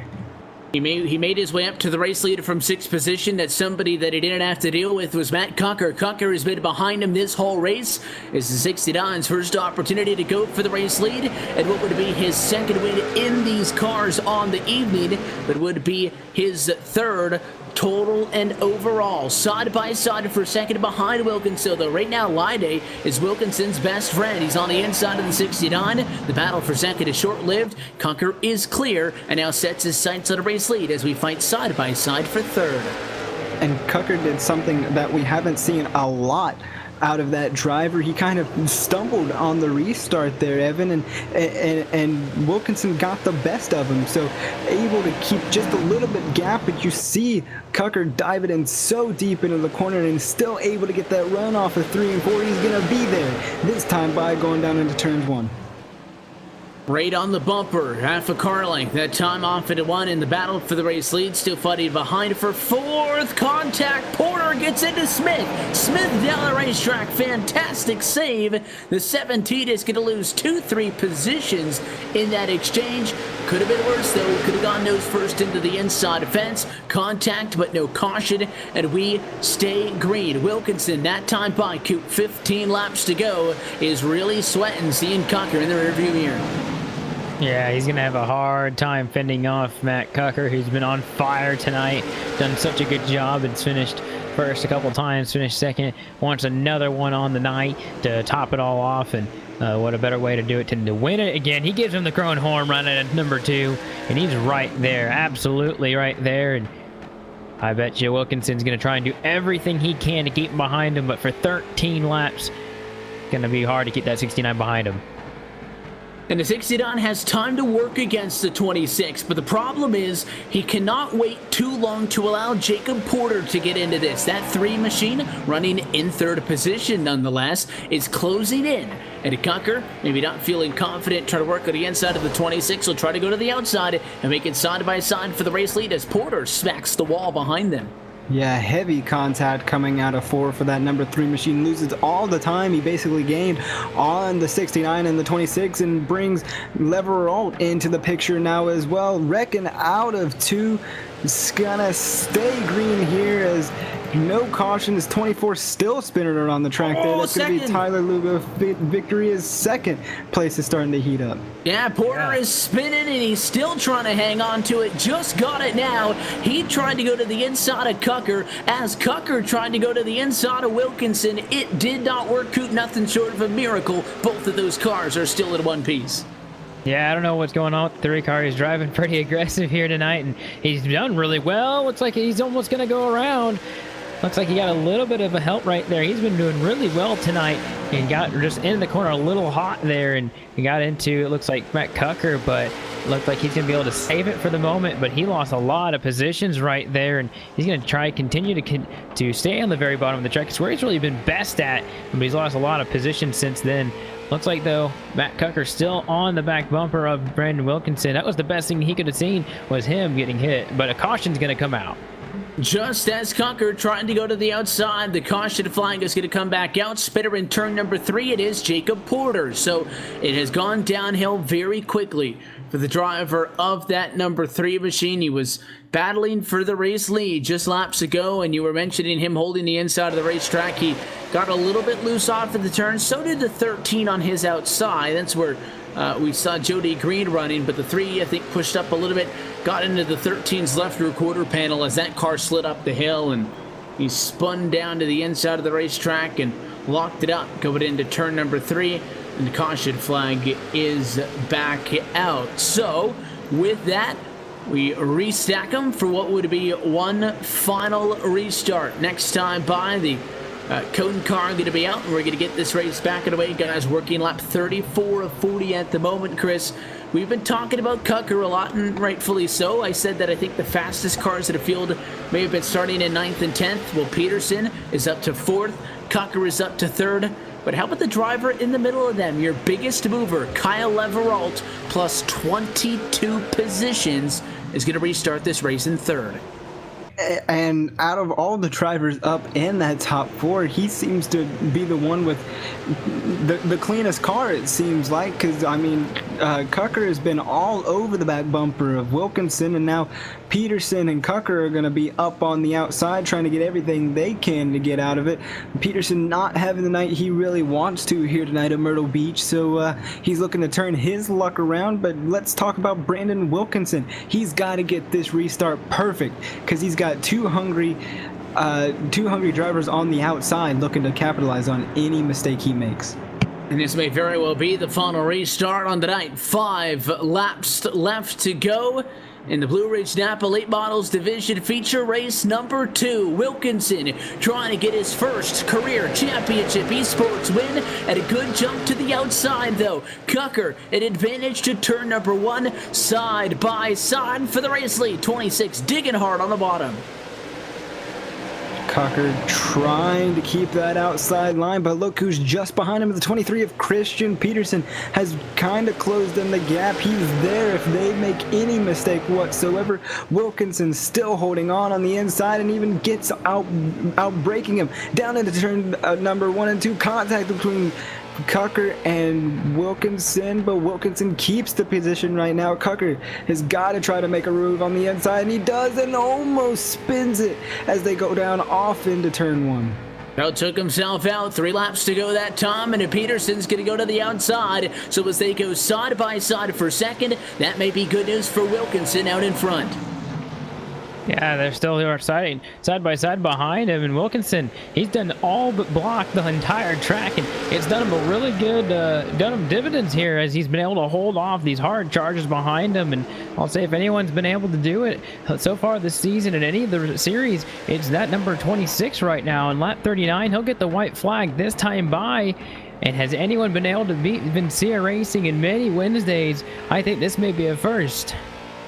Tucker is within striking distance, but he's going to need everything he has to make up those 3 car lengths. It may be too little, too late. They fight for third behind. Peterson going to try to hold off Kyle Everalt, but Brandon Wilkinson clear of traffic in turn number 4, and he's going to take the checkered flag and win your late model feature. And what a drive by that 26 car. Started in that 6th position. And he basically ran with it from there, Evan, and gave Matt Cucker everything he got. But Brandon Wilkinson, the driver of the Kirkwood Transportation Services machine, will park it in victory lane in feature number 2. And it's got to be a feel-good win for him. We were talking about names like Cucker, Peterson, Leveralt. In fact, Coop, those were the 3 names that we highlighted. And you held all of them off, and they were right there, 2nd, 3rd, and 4th. It's not like they were stuck back in traffic and didn't have an opportunity to get up to him. Wilkinson had to go head-to-head with Cucker, hand him his first loss on the evening. And after Cucker won the race in these cars earlier, we knew it would be quite the challenge for anybody to top him. Yeah, not to mention that Kyle Leveralt was one of those drivers who came through the accident earlier on that created the red flag. He's able to get through there without any damage, and then he also came up from 25th position to finish in the top 5. Huge drive from the 47 machine tonight, but a big win for Brendan Wilkinson as well. That's a huge accomplishment. I don't know if you realize how big of a deal it is until maybe a few more weeks go by, but it was a good drive from the 26 for darn sure. We'll get his reactions in a moment. First, let's look top to bottom at your 25-car field for tonight's late model feature race number 2. Brandon Wilkinson gets his first win in the Myrtle Beach Simulation Series. Matt Cucker comes home in 2nd position. Christian Peterson 3rd. Kyle Everalt in 4th. And John Lyday behind in 5th position. That is quite the cast of characters to hold off to a checkered flag. 6th position tonight for Jody Green. Eric Spencer comes home in 7th spot. Jonathan Smith is 8th, Gabe Wood is in 9th position, and pole sitter Shad Curran falls back to 10th. Jacob Porter in that 3 machine went for a wild ride there in the last few laps. He's going to bring it home in 11th. The 24th Tyler Lugo victory is going to be 12th. Randy Yoakum 13th. 14th going to be Jeremy Watkins. Al Smith Jr. 15th. David Rogers 16th. 17th Chris Patton. Rory Blum 18th. 19th Jonathan Repack. And Ricky Harden in that 15 will round out your top 20. In the 16th position finishes David Rogers, and then you've got Chris Patton in 17th. 18th finishes Rory Blum, 19th Jonathan Repack, and then 20th finishes Ricky Harden. Look top to bottom at your LSRTV full race results. Taking a checkered flag in our 2nd of 2 Blue Ridge Napa Late Model Division features is Brandon Wilkinson in the number 26 Chevrolet. Brandon, congratulations on that win, and in all honesty, it kind of flew under our radar. We were talking about the diversion, and we're really highlighting the guys who went from 10th to 1st and 1st to 10th, but you guys right in the middle in front of that sweet spot was able to start this race in front of Cucker and Peterson, and you got to the race lead quickly. First, tell us about that, and then holding those guys off late. Yeah, it was definitely a tough one, Evan. When they wrecked in front of me, we got a little bit of damage there on the right front, but, we just kept it going. I don't know how we got by it, but great job to Connor Blaze there on the spotter stand, got us by it. And, at the end, it got crazy. Matt Cooker and Christian Peterson are 2 of the best in the game. They're always up front in every single race that they run, and just it was an honor to race with them so clean like that and do what we had to do to hold them off. And not to mention that, but fast in these cars and fast tonight as well, because Matt took the win earlier on this evening. Late in this race, he's all over your bumper. What's going through your head at that point? How much is you looking in front of the racetrack, and how much is you looking behind you? Well, having a great spotter helps sometimes. Connor Blaze really helped us focus there under the last caution, just told me to go get it. So didn't really try to focus out back much. He had that covered, so we tried to focus straight on ahead, and it's what we were able to do when him and CP battled side by side. There were 3 to go. That really helped us get a gap, and I think that was the deciding factor there to get the win. He was able to get clear in those final 2 laps. At that point, you guys were too far out in front for him to get you. You beat it by 0.3 of a second. Obviously, it's exciting, and obviously the objective as well. Week in and week out, you show up to a race. The goal is to put the car in victory lane, but considering just how good the 2 names immediately behind you have been, not only in this series, but just Wednesday nights in general, also running in the Cars Esport Tour, Cocker and Peterson have both set to untouchable and invincible so far this season in both of the championship esports divisions. You guys just took them on head-to-head and put it in victory lane. Does that make this win any more sweet?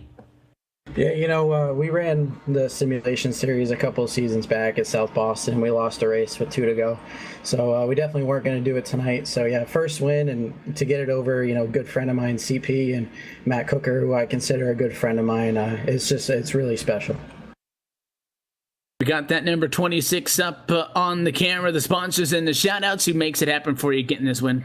Like I said, I really got to thank Connor Blaze on the spotter stand on the box. He does a great job every race, keeps me nice and calm and keeps me focused. Got to thank everybody at Premier Motorsports, Kirkwood Transportation Services, my awesome girlfriend for all the support and watching every race that we do. I really can't thank her enough for letting me do this all the time.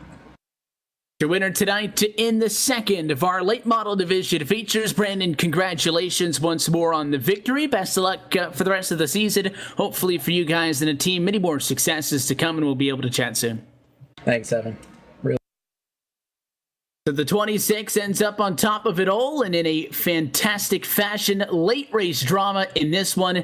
He parks that number 26 Kirkwood entry on top, and he is able to be the first person tonight to say no to Matt Cocker. So that ends what are our 2 main events on the evening. There is still one to go, and if you were with us 2 weeks ago, you'll know that U-Cars are obviously, and arguably maybe for some, the most exciting division that we'll see on Wednesday nights, and that's the last and final race due up. So we'll take another opportunity, step aside one final time, and when we come back, the Solstices are back for a 25-lap U-Cars division feature. You're watching our continuing coverage of the Myrtle Beach Simulation Series presented by the Championship Esports Association right here on LSRTV and iRacing Live.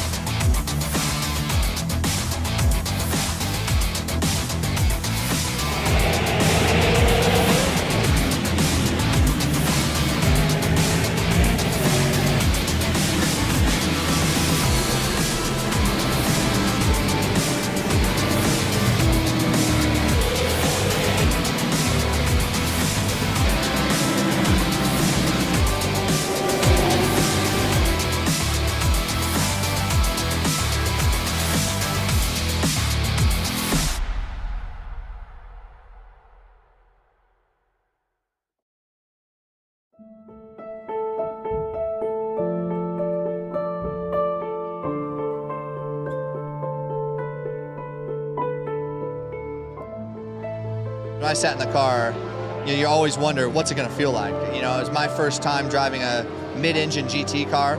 My thoughts were, wow, this is really good for our first time in a car. I was really surprised by it. You're sitting low, you got the A-pillars at steep angles, the windshields at steep angles, you can see the fender flares.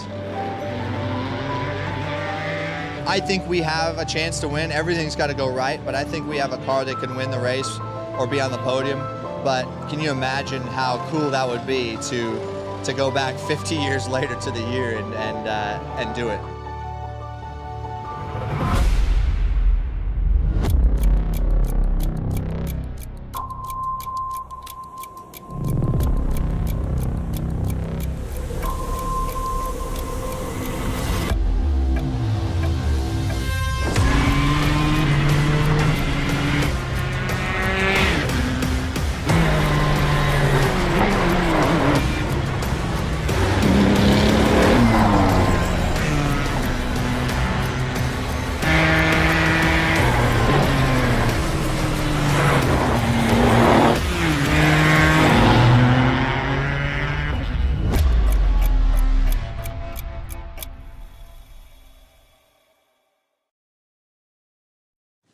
So cool, yeah. Nate, what are you working on at the moment? So I'm working on the animation for the game. We're working on getting pit crews fully developed, and that involves a lot of moving parts. So I'm going in and making sure that each moving part can dovetail smoothly into the next one, so that when you pull in for a pit stop, it looks like the real thing, as opposed to a bunch of jumbled pieces that suddenly stop and then go and stuff like that. Yeah, that's so cool, but why aren't you working on the tire model? Nothing?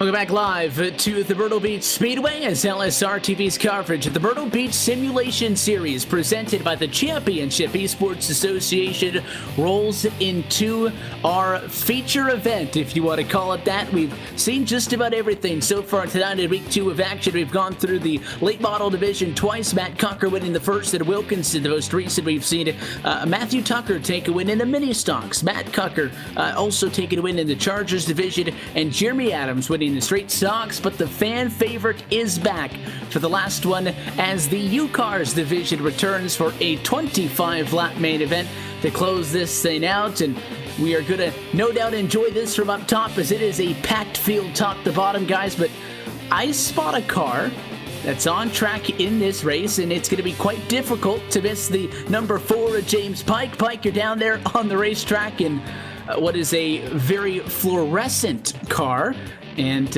you are going to be engaging in whatever is about to transpire, which if 2 weeks ago was any sort of an indication on how this one is going to be utter calamity. Should be a lot of fun, I think, and the folks here at LSRTV asked me to take you around Myrtle Beach in a U-Car, so I'll go ahead and do that as we come off of turn 4. You want to stay relatively close to the wall, hit the chip, it doesn't matter. Bend it on down into 1 and 2. That's a little bit higher than I would have liked, but you try and apex it late, almost out of turn 2, then come right out to the wall. There are little markers there. As you come down the back straightaway that you want to follow, and then come in deep, apex late once again, get right down to the bottom, and then come all the way up to the top. Try and hit that wall one more time to get yourself the maximum amount of speed here at this Myrtle Beach Speedway, and I'm looking forward to this. This is the last race that I'll be running here stateside. For those who are unaware, I'll be off to grad school in London here in a few weeks' time, and by the time the Myrtle Beach Simulation Series gets back going for week 3, I will be based out of the old continent, so hence the Union Jack tonight. I thought we'd have a little bit of fun, because if these are the U-Cars, you know, you're supposed to have fun in them, right? I think that if you take the U-Cars seriously to any extent, you're not going to be very happy after the 25 laps that are about to transpire. And we spent a lot of time earlier in the night talking about the cars behind the Chargers division, and more specifically those mini stocks with the Global MX-5s, but yes, if you weren't with us 2 weeks ago, that is a Pontiac Solstice that James Pike is driving at the Myrtle Beach Speedway. And Chris, to close these things out, we like to have the U-Cars on track as a fun end to the evening. We saw 5, 6, 7 wide 2 weeks ago, so Pike's going to have to make it 8 wide for us. Yeah, Pike will definitely have to make it 8 wide. It's been, you know, a pleasure to work with Pike, and a pleasure to you know, an honor to know Pike, because figuring out that he was around the area that I am now living in is so cool. So it's awesome to have a nice little send-off race, and what a better race to do it in than one of the craziest races I've ever seen on a short track before, Evan, in the Pontiac Solstice at Myrtle Beach.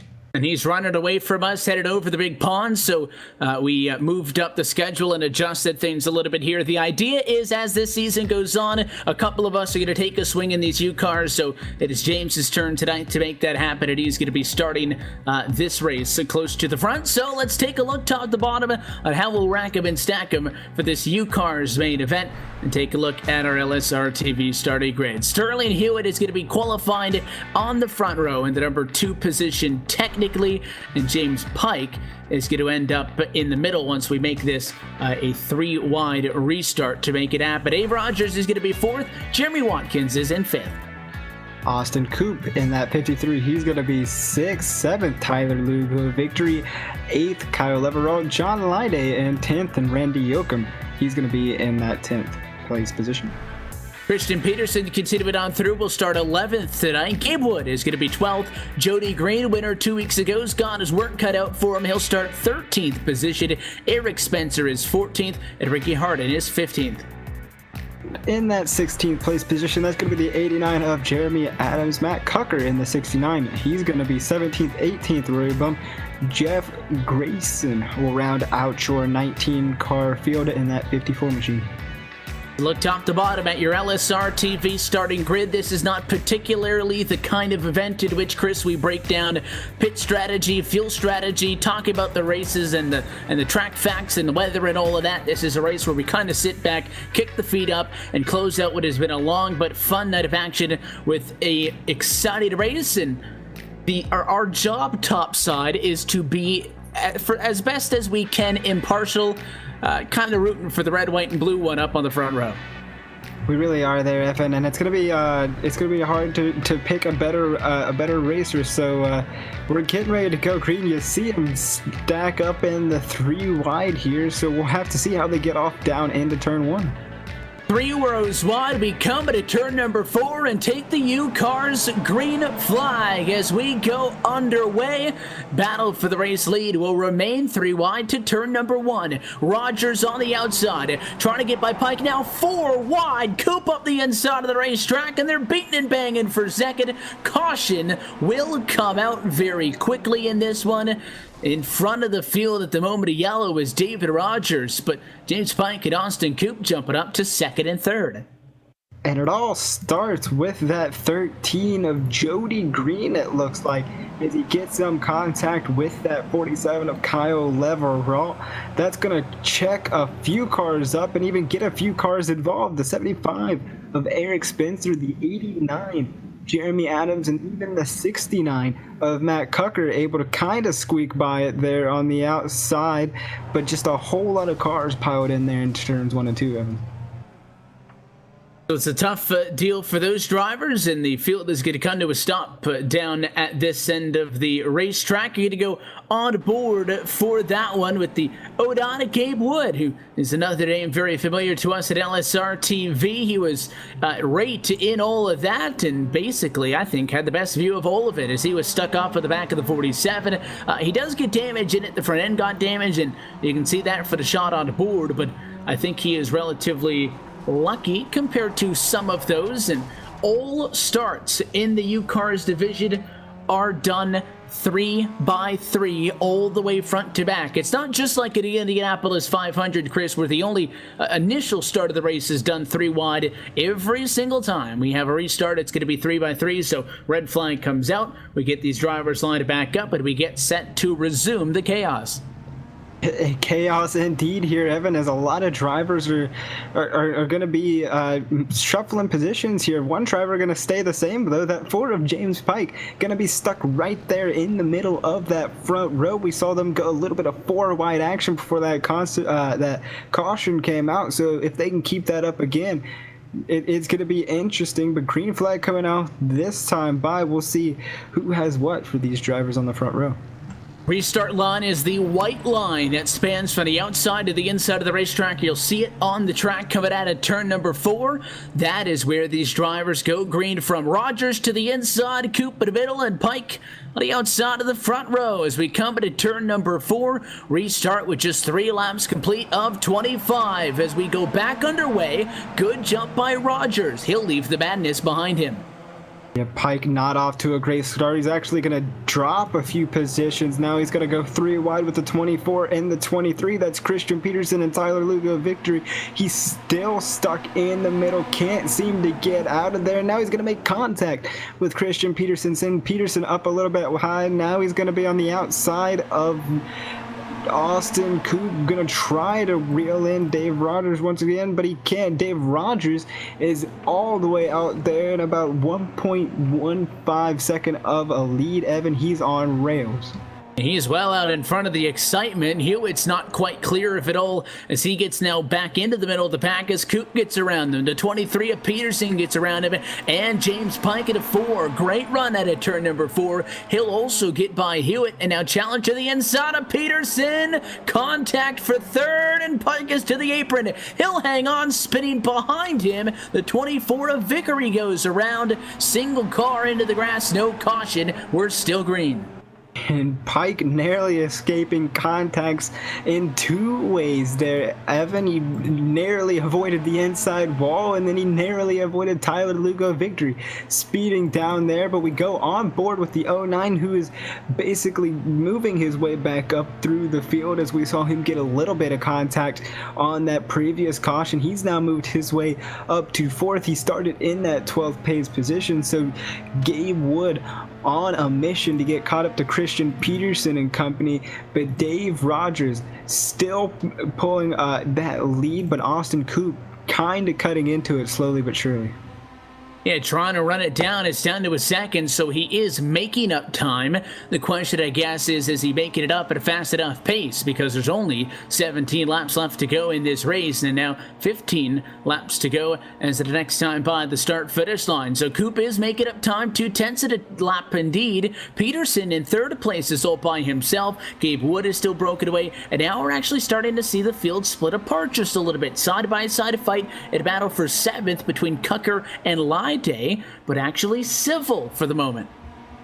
Yeah, and there's no really reason to push anything on back, because at that point you're all trying to work together, especially with how big of a lead that Dave Rogers has on the field. Austin Coop now cutting that second in half, now a 5/10 lead, so Austin Coop may be on a bit of rails here, Evan, as he's quickly approaching that 03 machine of David Rogers, but what was quickly a second lead is now Austin Coop just about there. 4/10 of a second off. It is soon to be a battle for the race lead. Just keep it a half eye on a fight for 5th position. Kyle Leveralta owns that spot at the moment. James Pike is trying to get up to him in that Union Jack color, number 4 Solstice to the inside, and they'll go side by side for 5th position. We'll see if anything's going to happen amongst those two as they go 2x2 to the quarter at 47, pinching the 4 down, trying to keep him honest. Pike not going to clear him, but now has the advantage in that fight. Yeah, still side by side, going down into turn 3, just about getting as close as you can without making contact.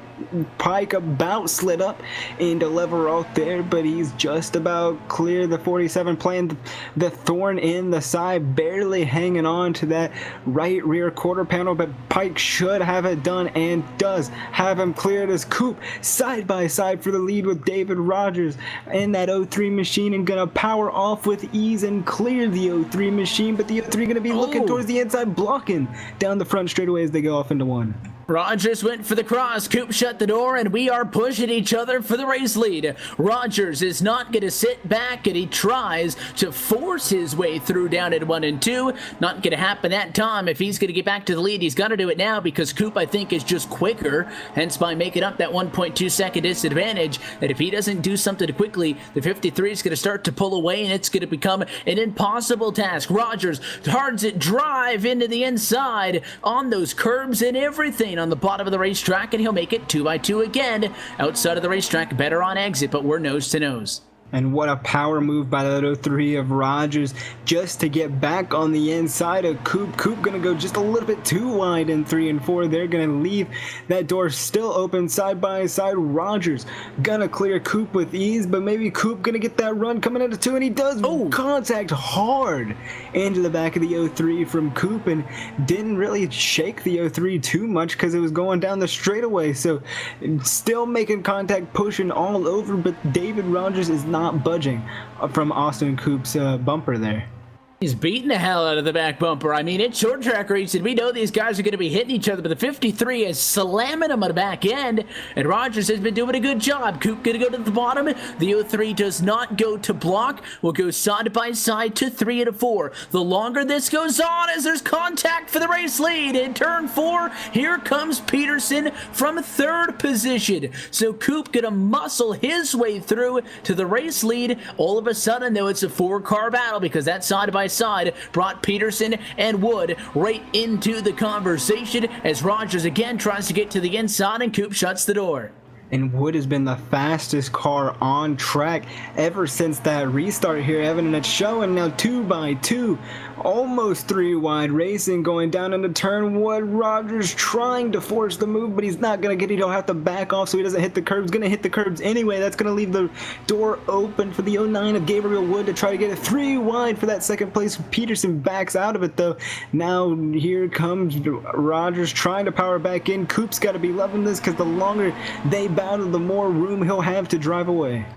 One thing that's unique about these cars is they've got taillights. We can see when they're getting onto the brakes into the corner. And I think the 03 of Rogers and Peterson finding is going to be what needs Austin Coop to get this race win, because the 53 is now clear by 2 car lengths. Peterson nor Wood are going to be able to get out to him because of the fighting going on behind. 3 wide for second position to turn number 1. Just about took all of those drivers out that time by with 5 laps to go. And here comes Leveralt to the inside. A huge run for Rogers up the bottom. Yeah, and they need to get this sorted out fast if they want to try to catch that 53 of Austin Coop, because as you said, 5 laps to go, now coming to 4 to go. Coop into the wall, a late race mistake that you can't afford. That's going to bring Rogers and company up just a little bit, but now Leveralt joined the pictures, almost sliding up into Wood, and does. Wood able to keep it straight, not quite going to hit the wall, into the wall. That's going to allow Pike to join that battle for the picture now in that 4 machine, but Austin Coop has done all but drive away from this mess, Evan. And Wood's really been getting bullied. He got run up the racetrack by Rogers, got run up the racetrack by Peterson, and run up the racetrack by Pike. Nobody playing nice with the Oda division. Rogers is back in second position, but he's fallen 0.8 of a second off of Coop, and despite that mistake, I think it's going to be too little too late for the guys second on back to be able to catch up. Leveralt is at a race-high P3. He wants to get up, is spinning his Gabe Wood, and now Pike going to get tagged. The 44 Line going to go around it. He's into the inside wall. We stay green. White flag next time by Peterson. He moves Rogers out of the way for second. Here comes Leveralt on the outside, and it is going to be a spirited 3-way battle for second position in this U-Cars feature. It's going to come down to the checkered flag. But the story of this one is in front of him. Austin Coop hopping into the U-Cars for us here tonight. Started this race in 6th position as Rogers spins on the final lap at a turn number 2. Austin Coop is going to come off of the final corner, and he wins the U-Cars feature for week 2. And what a drive by that 53 machine, basically slamming into Dave Rogers, just trying to get him to move, able to force his way by, and it was off into the sunset for Austin Coop, bringing it home in the LSRTV colors. What a way to end the night. Well, I said that a couple of us would be hopping in these U-Cars over the course of the season, and you want to talk about setting the bar. Coop goes on and wins this U-Cars event in what appeared to be dominating fashion. It probably won it by a lot more, but it looked so good with 15 to go, Chris, and then at 10 to go, it looked like it was falling apart. His lead had crumbled. He was in a 4-way fight for the race lead. He perseveres and hang on. He does, with his first win that I'm just being told on LSRTV in the LSRTV colors. Austin Coop parks it in victory lane for the first time live. And you couldn't have it any other way. He started 6th and basically was there from the start, and then once he got up into second, as you mentioned, just basically drove Rogers down and was there, and from there on out, and basically earned this win, and it couldn't have gone to any better person, any more deserving than Austin Coop. He gets the win, and we'll welcome him back topside and interview him, interestingly enough, in just a minute. First, as always, let's take a look from the top to the bottom of the scoring pylon at your LSRTV full race results for tonight's U-Cars feature event. Austin Coop gets the win, followed by Christian Peterson, Kyle Leveralt, Matt Cucker, and Gabe Wood inside of the top 5. James Pike with a respectable 6th place finish with the Union Jacket aboard that number 4 tonight. David Rogers behind him in 7th. Eric Spencer is 8th, finally getting a good finish for the 75 team this evening, with Rory Blum in 9th and Tyler Lugo Vickery coming home in 10th. Jeremy Watkins will end our night in Myrtle Beach. And 11th, Jody Green. 12th, 13th belongs to that Jeff Grayson machine. Jeremy Adams in the 89. He'll round out 14th. John Lyday, 15th. Sterling Hewitt, 16th. And then rounding out your 17 car field, that's Ricky Harden. Now, Evan, I'm going to toss it to you for something we don't get to hear so quite often here on LSRTV. You're standing by with Austin Coop. Yeah, we don't have to stick a microphone at his face because he's going to put his headset back on, but Austin Coop's your winner in the U-Cars division for Myrtle Beach. Me and Chris were just talking, and we said at the start of this that a couple of us are going to hop in these cars over the course of the season and have some fun. The bar has now been set, so I'm kind of wishing I took this week's race so there was no pressure on me, because now they're going to expect something out of this. You win this race from 6th position, you're up there fighting with Pike and some of the other big names in this series, Christian Peterson, Kyle Everalt, Matt Gucker. You win it. Talk us through it. I'll tell you that it was a hell of a lot of fun.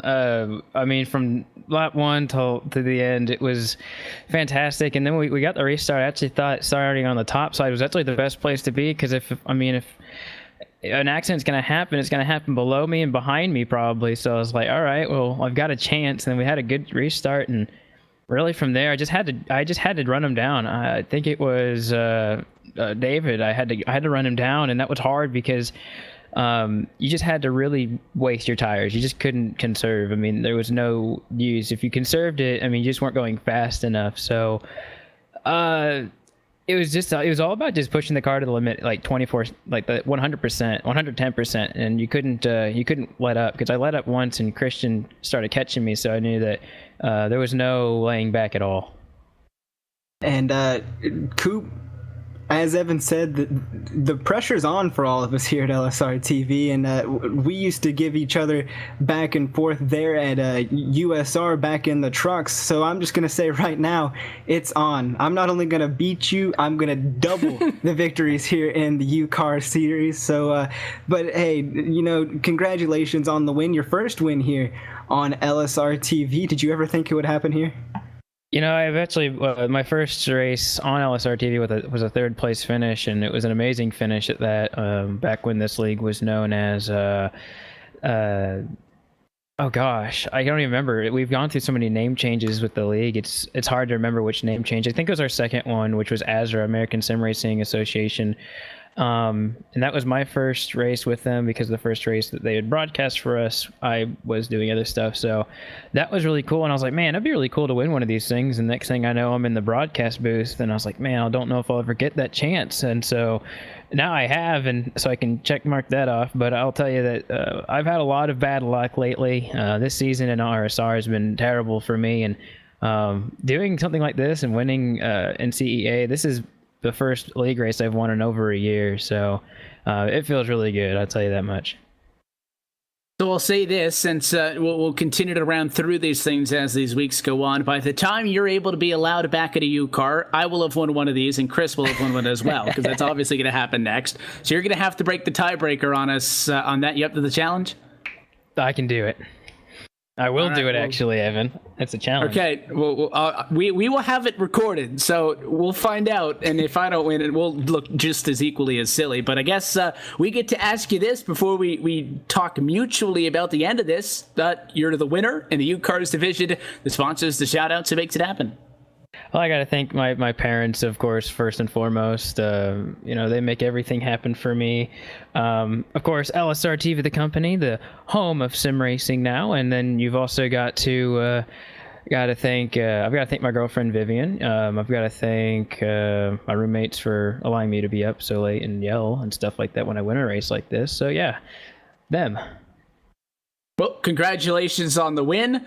Welcome back topside with us as we wrap things up tonight from the Myrtle Beach Speedway. We got this series kicked off under this new format, the new name, and with us at LSRTV at iRacing Live 2 weeks ago. And tonight we got to toss the U-Cars division back into it late, but Chris, there was a lot of action tonight. It's been a long night, and for those who have been hanging out with us for the better part of the last 3 hours, I want to thank them. But 6 races, come to gone.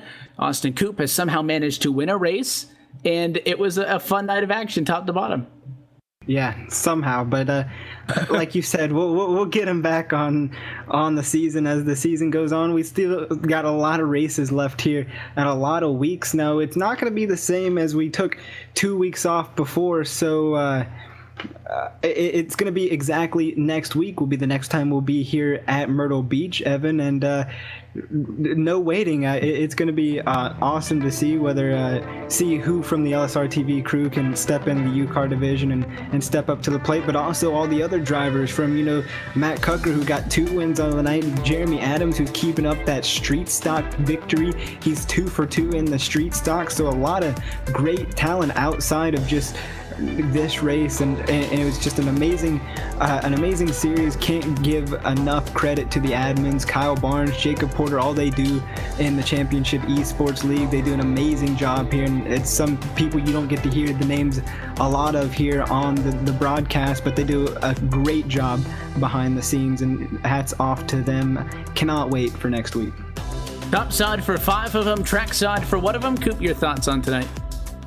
Well, first, I just got to say that I dedicate the win to James Pike, but sad to see him going. But bigger, better things, of course. Yeah, I think all 6 of those races tonight were really, really good, really fun for me, of course, being in the car and pace car a couple times. But I think there's a lot of really good action out there tonight, and it was really fun to watch. Yeah, Pike, you still got your mic on? Gotcha. Oh, yeah, I got my mic still on. Apologies to Gabe Wood. I got into him late in the race, and it was all my fault. And I missed a shift there on that second restart, and that kind of killed my chance to be part of that top 5 mix. And I'm kicking myself because it looked like it was a lot of fun. But, yeah, I think we've seen through 2 rounds of racing that this is going to be a really fun series no matter what the car is and no matter where on earth I'll be, no matter literally where on earth I'll be. Definitely be watching, and I might just have to try and figure out a way to get back into these U-Cars with a dual shock, because I think it's doable. So we'll see how good you can be with the controller in this. And if I would with the controller, maybe that sets the bar even higher for everybody else on our broadcast team. I'm just happy to know that you like us enough to the point where as soon as the race was done, you didn't unplug the computer and start packing it. So it was, it was fun. You would Coop up there, were there, and I was going to say with even Gabe Wood in this race as well. It almost felt like we were kind of taking this thing over a little bit. It's like an LSRTV Invitational, but yeah, no, credit to Coop. Tip of the cap for the dedication there, because Coop's a fantastic guy and totally deserving of this. He was definitely, I think we had about maybe 3 or 4 guys in that race who really were laying down top speeds, and Coop was definitely one of them. So hats off to him. Great race, and he got it done on the outside on that restart when I couldn't. So beat me fair and square, beat everybody else fair and square, and got the dub. It was a fun night. We look forward to having many of these on Wednesday evenings going forward. But it's already Thursday on the East Coast, so we're going to wrap this thing up and step aside and head off until the next week. And good news for those who love this Myrtle Beach Simulation Series, you don't have to wait 2 weeks, because with the Cars Esport Tour having a 2-week break in between races as opposed to 1, we'll be right back at this thing in 7 days' time here on LSRTV at iRacing Live. That's not the only action coming to you this week, though, with us on iRacing Live.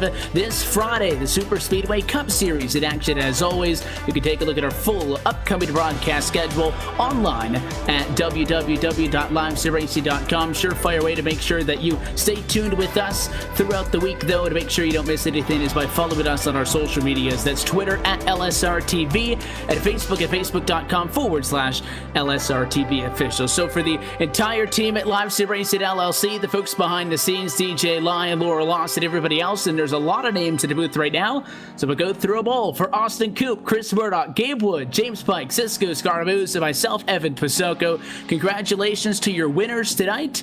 Congratulations. I'll give one more shout out to Mr. Austin Coop for getting the win in the U-Cars tonight. Also a tip of the cap to Brandon Wilkinson, Jerry Adams, Matt Cocker, and Matthew Tucker. They are your Cars Championship Esports Association winners tonight. 2 weeks down, we head to week number 3, and we've got 2 twin lap races in 1 week's time, as both the street stocks and as we go forward into the Chargers are going to have dual main events that'll be right here at the Myrtle Beach Speedway. That race and every race. You'll follow along with us week in and week out at iRacing Live at LSRTV, your home for sim racing. We'll catch you next time.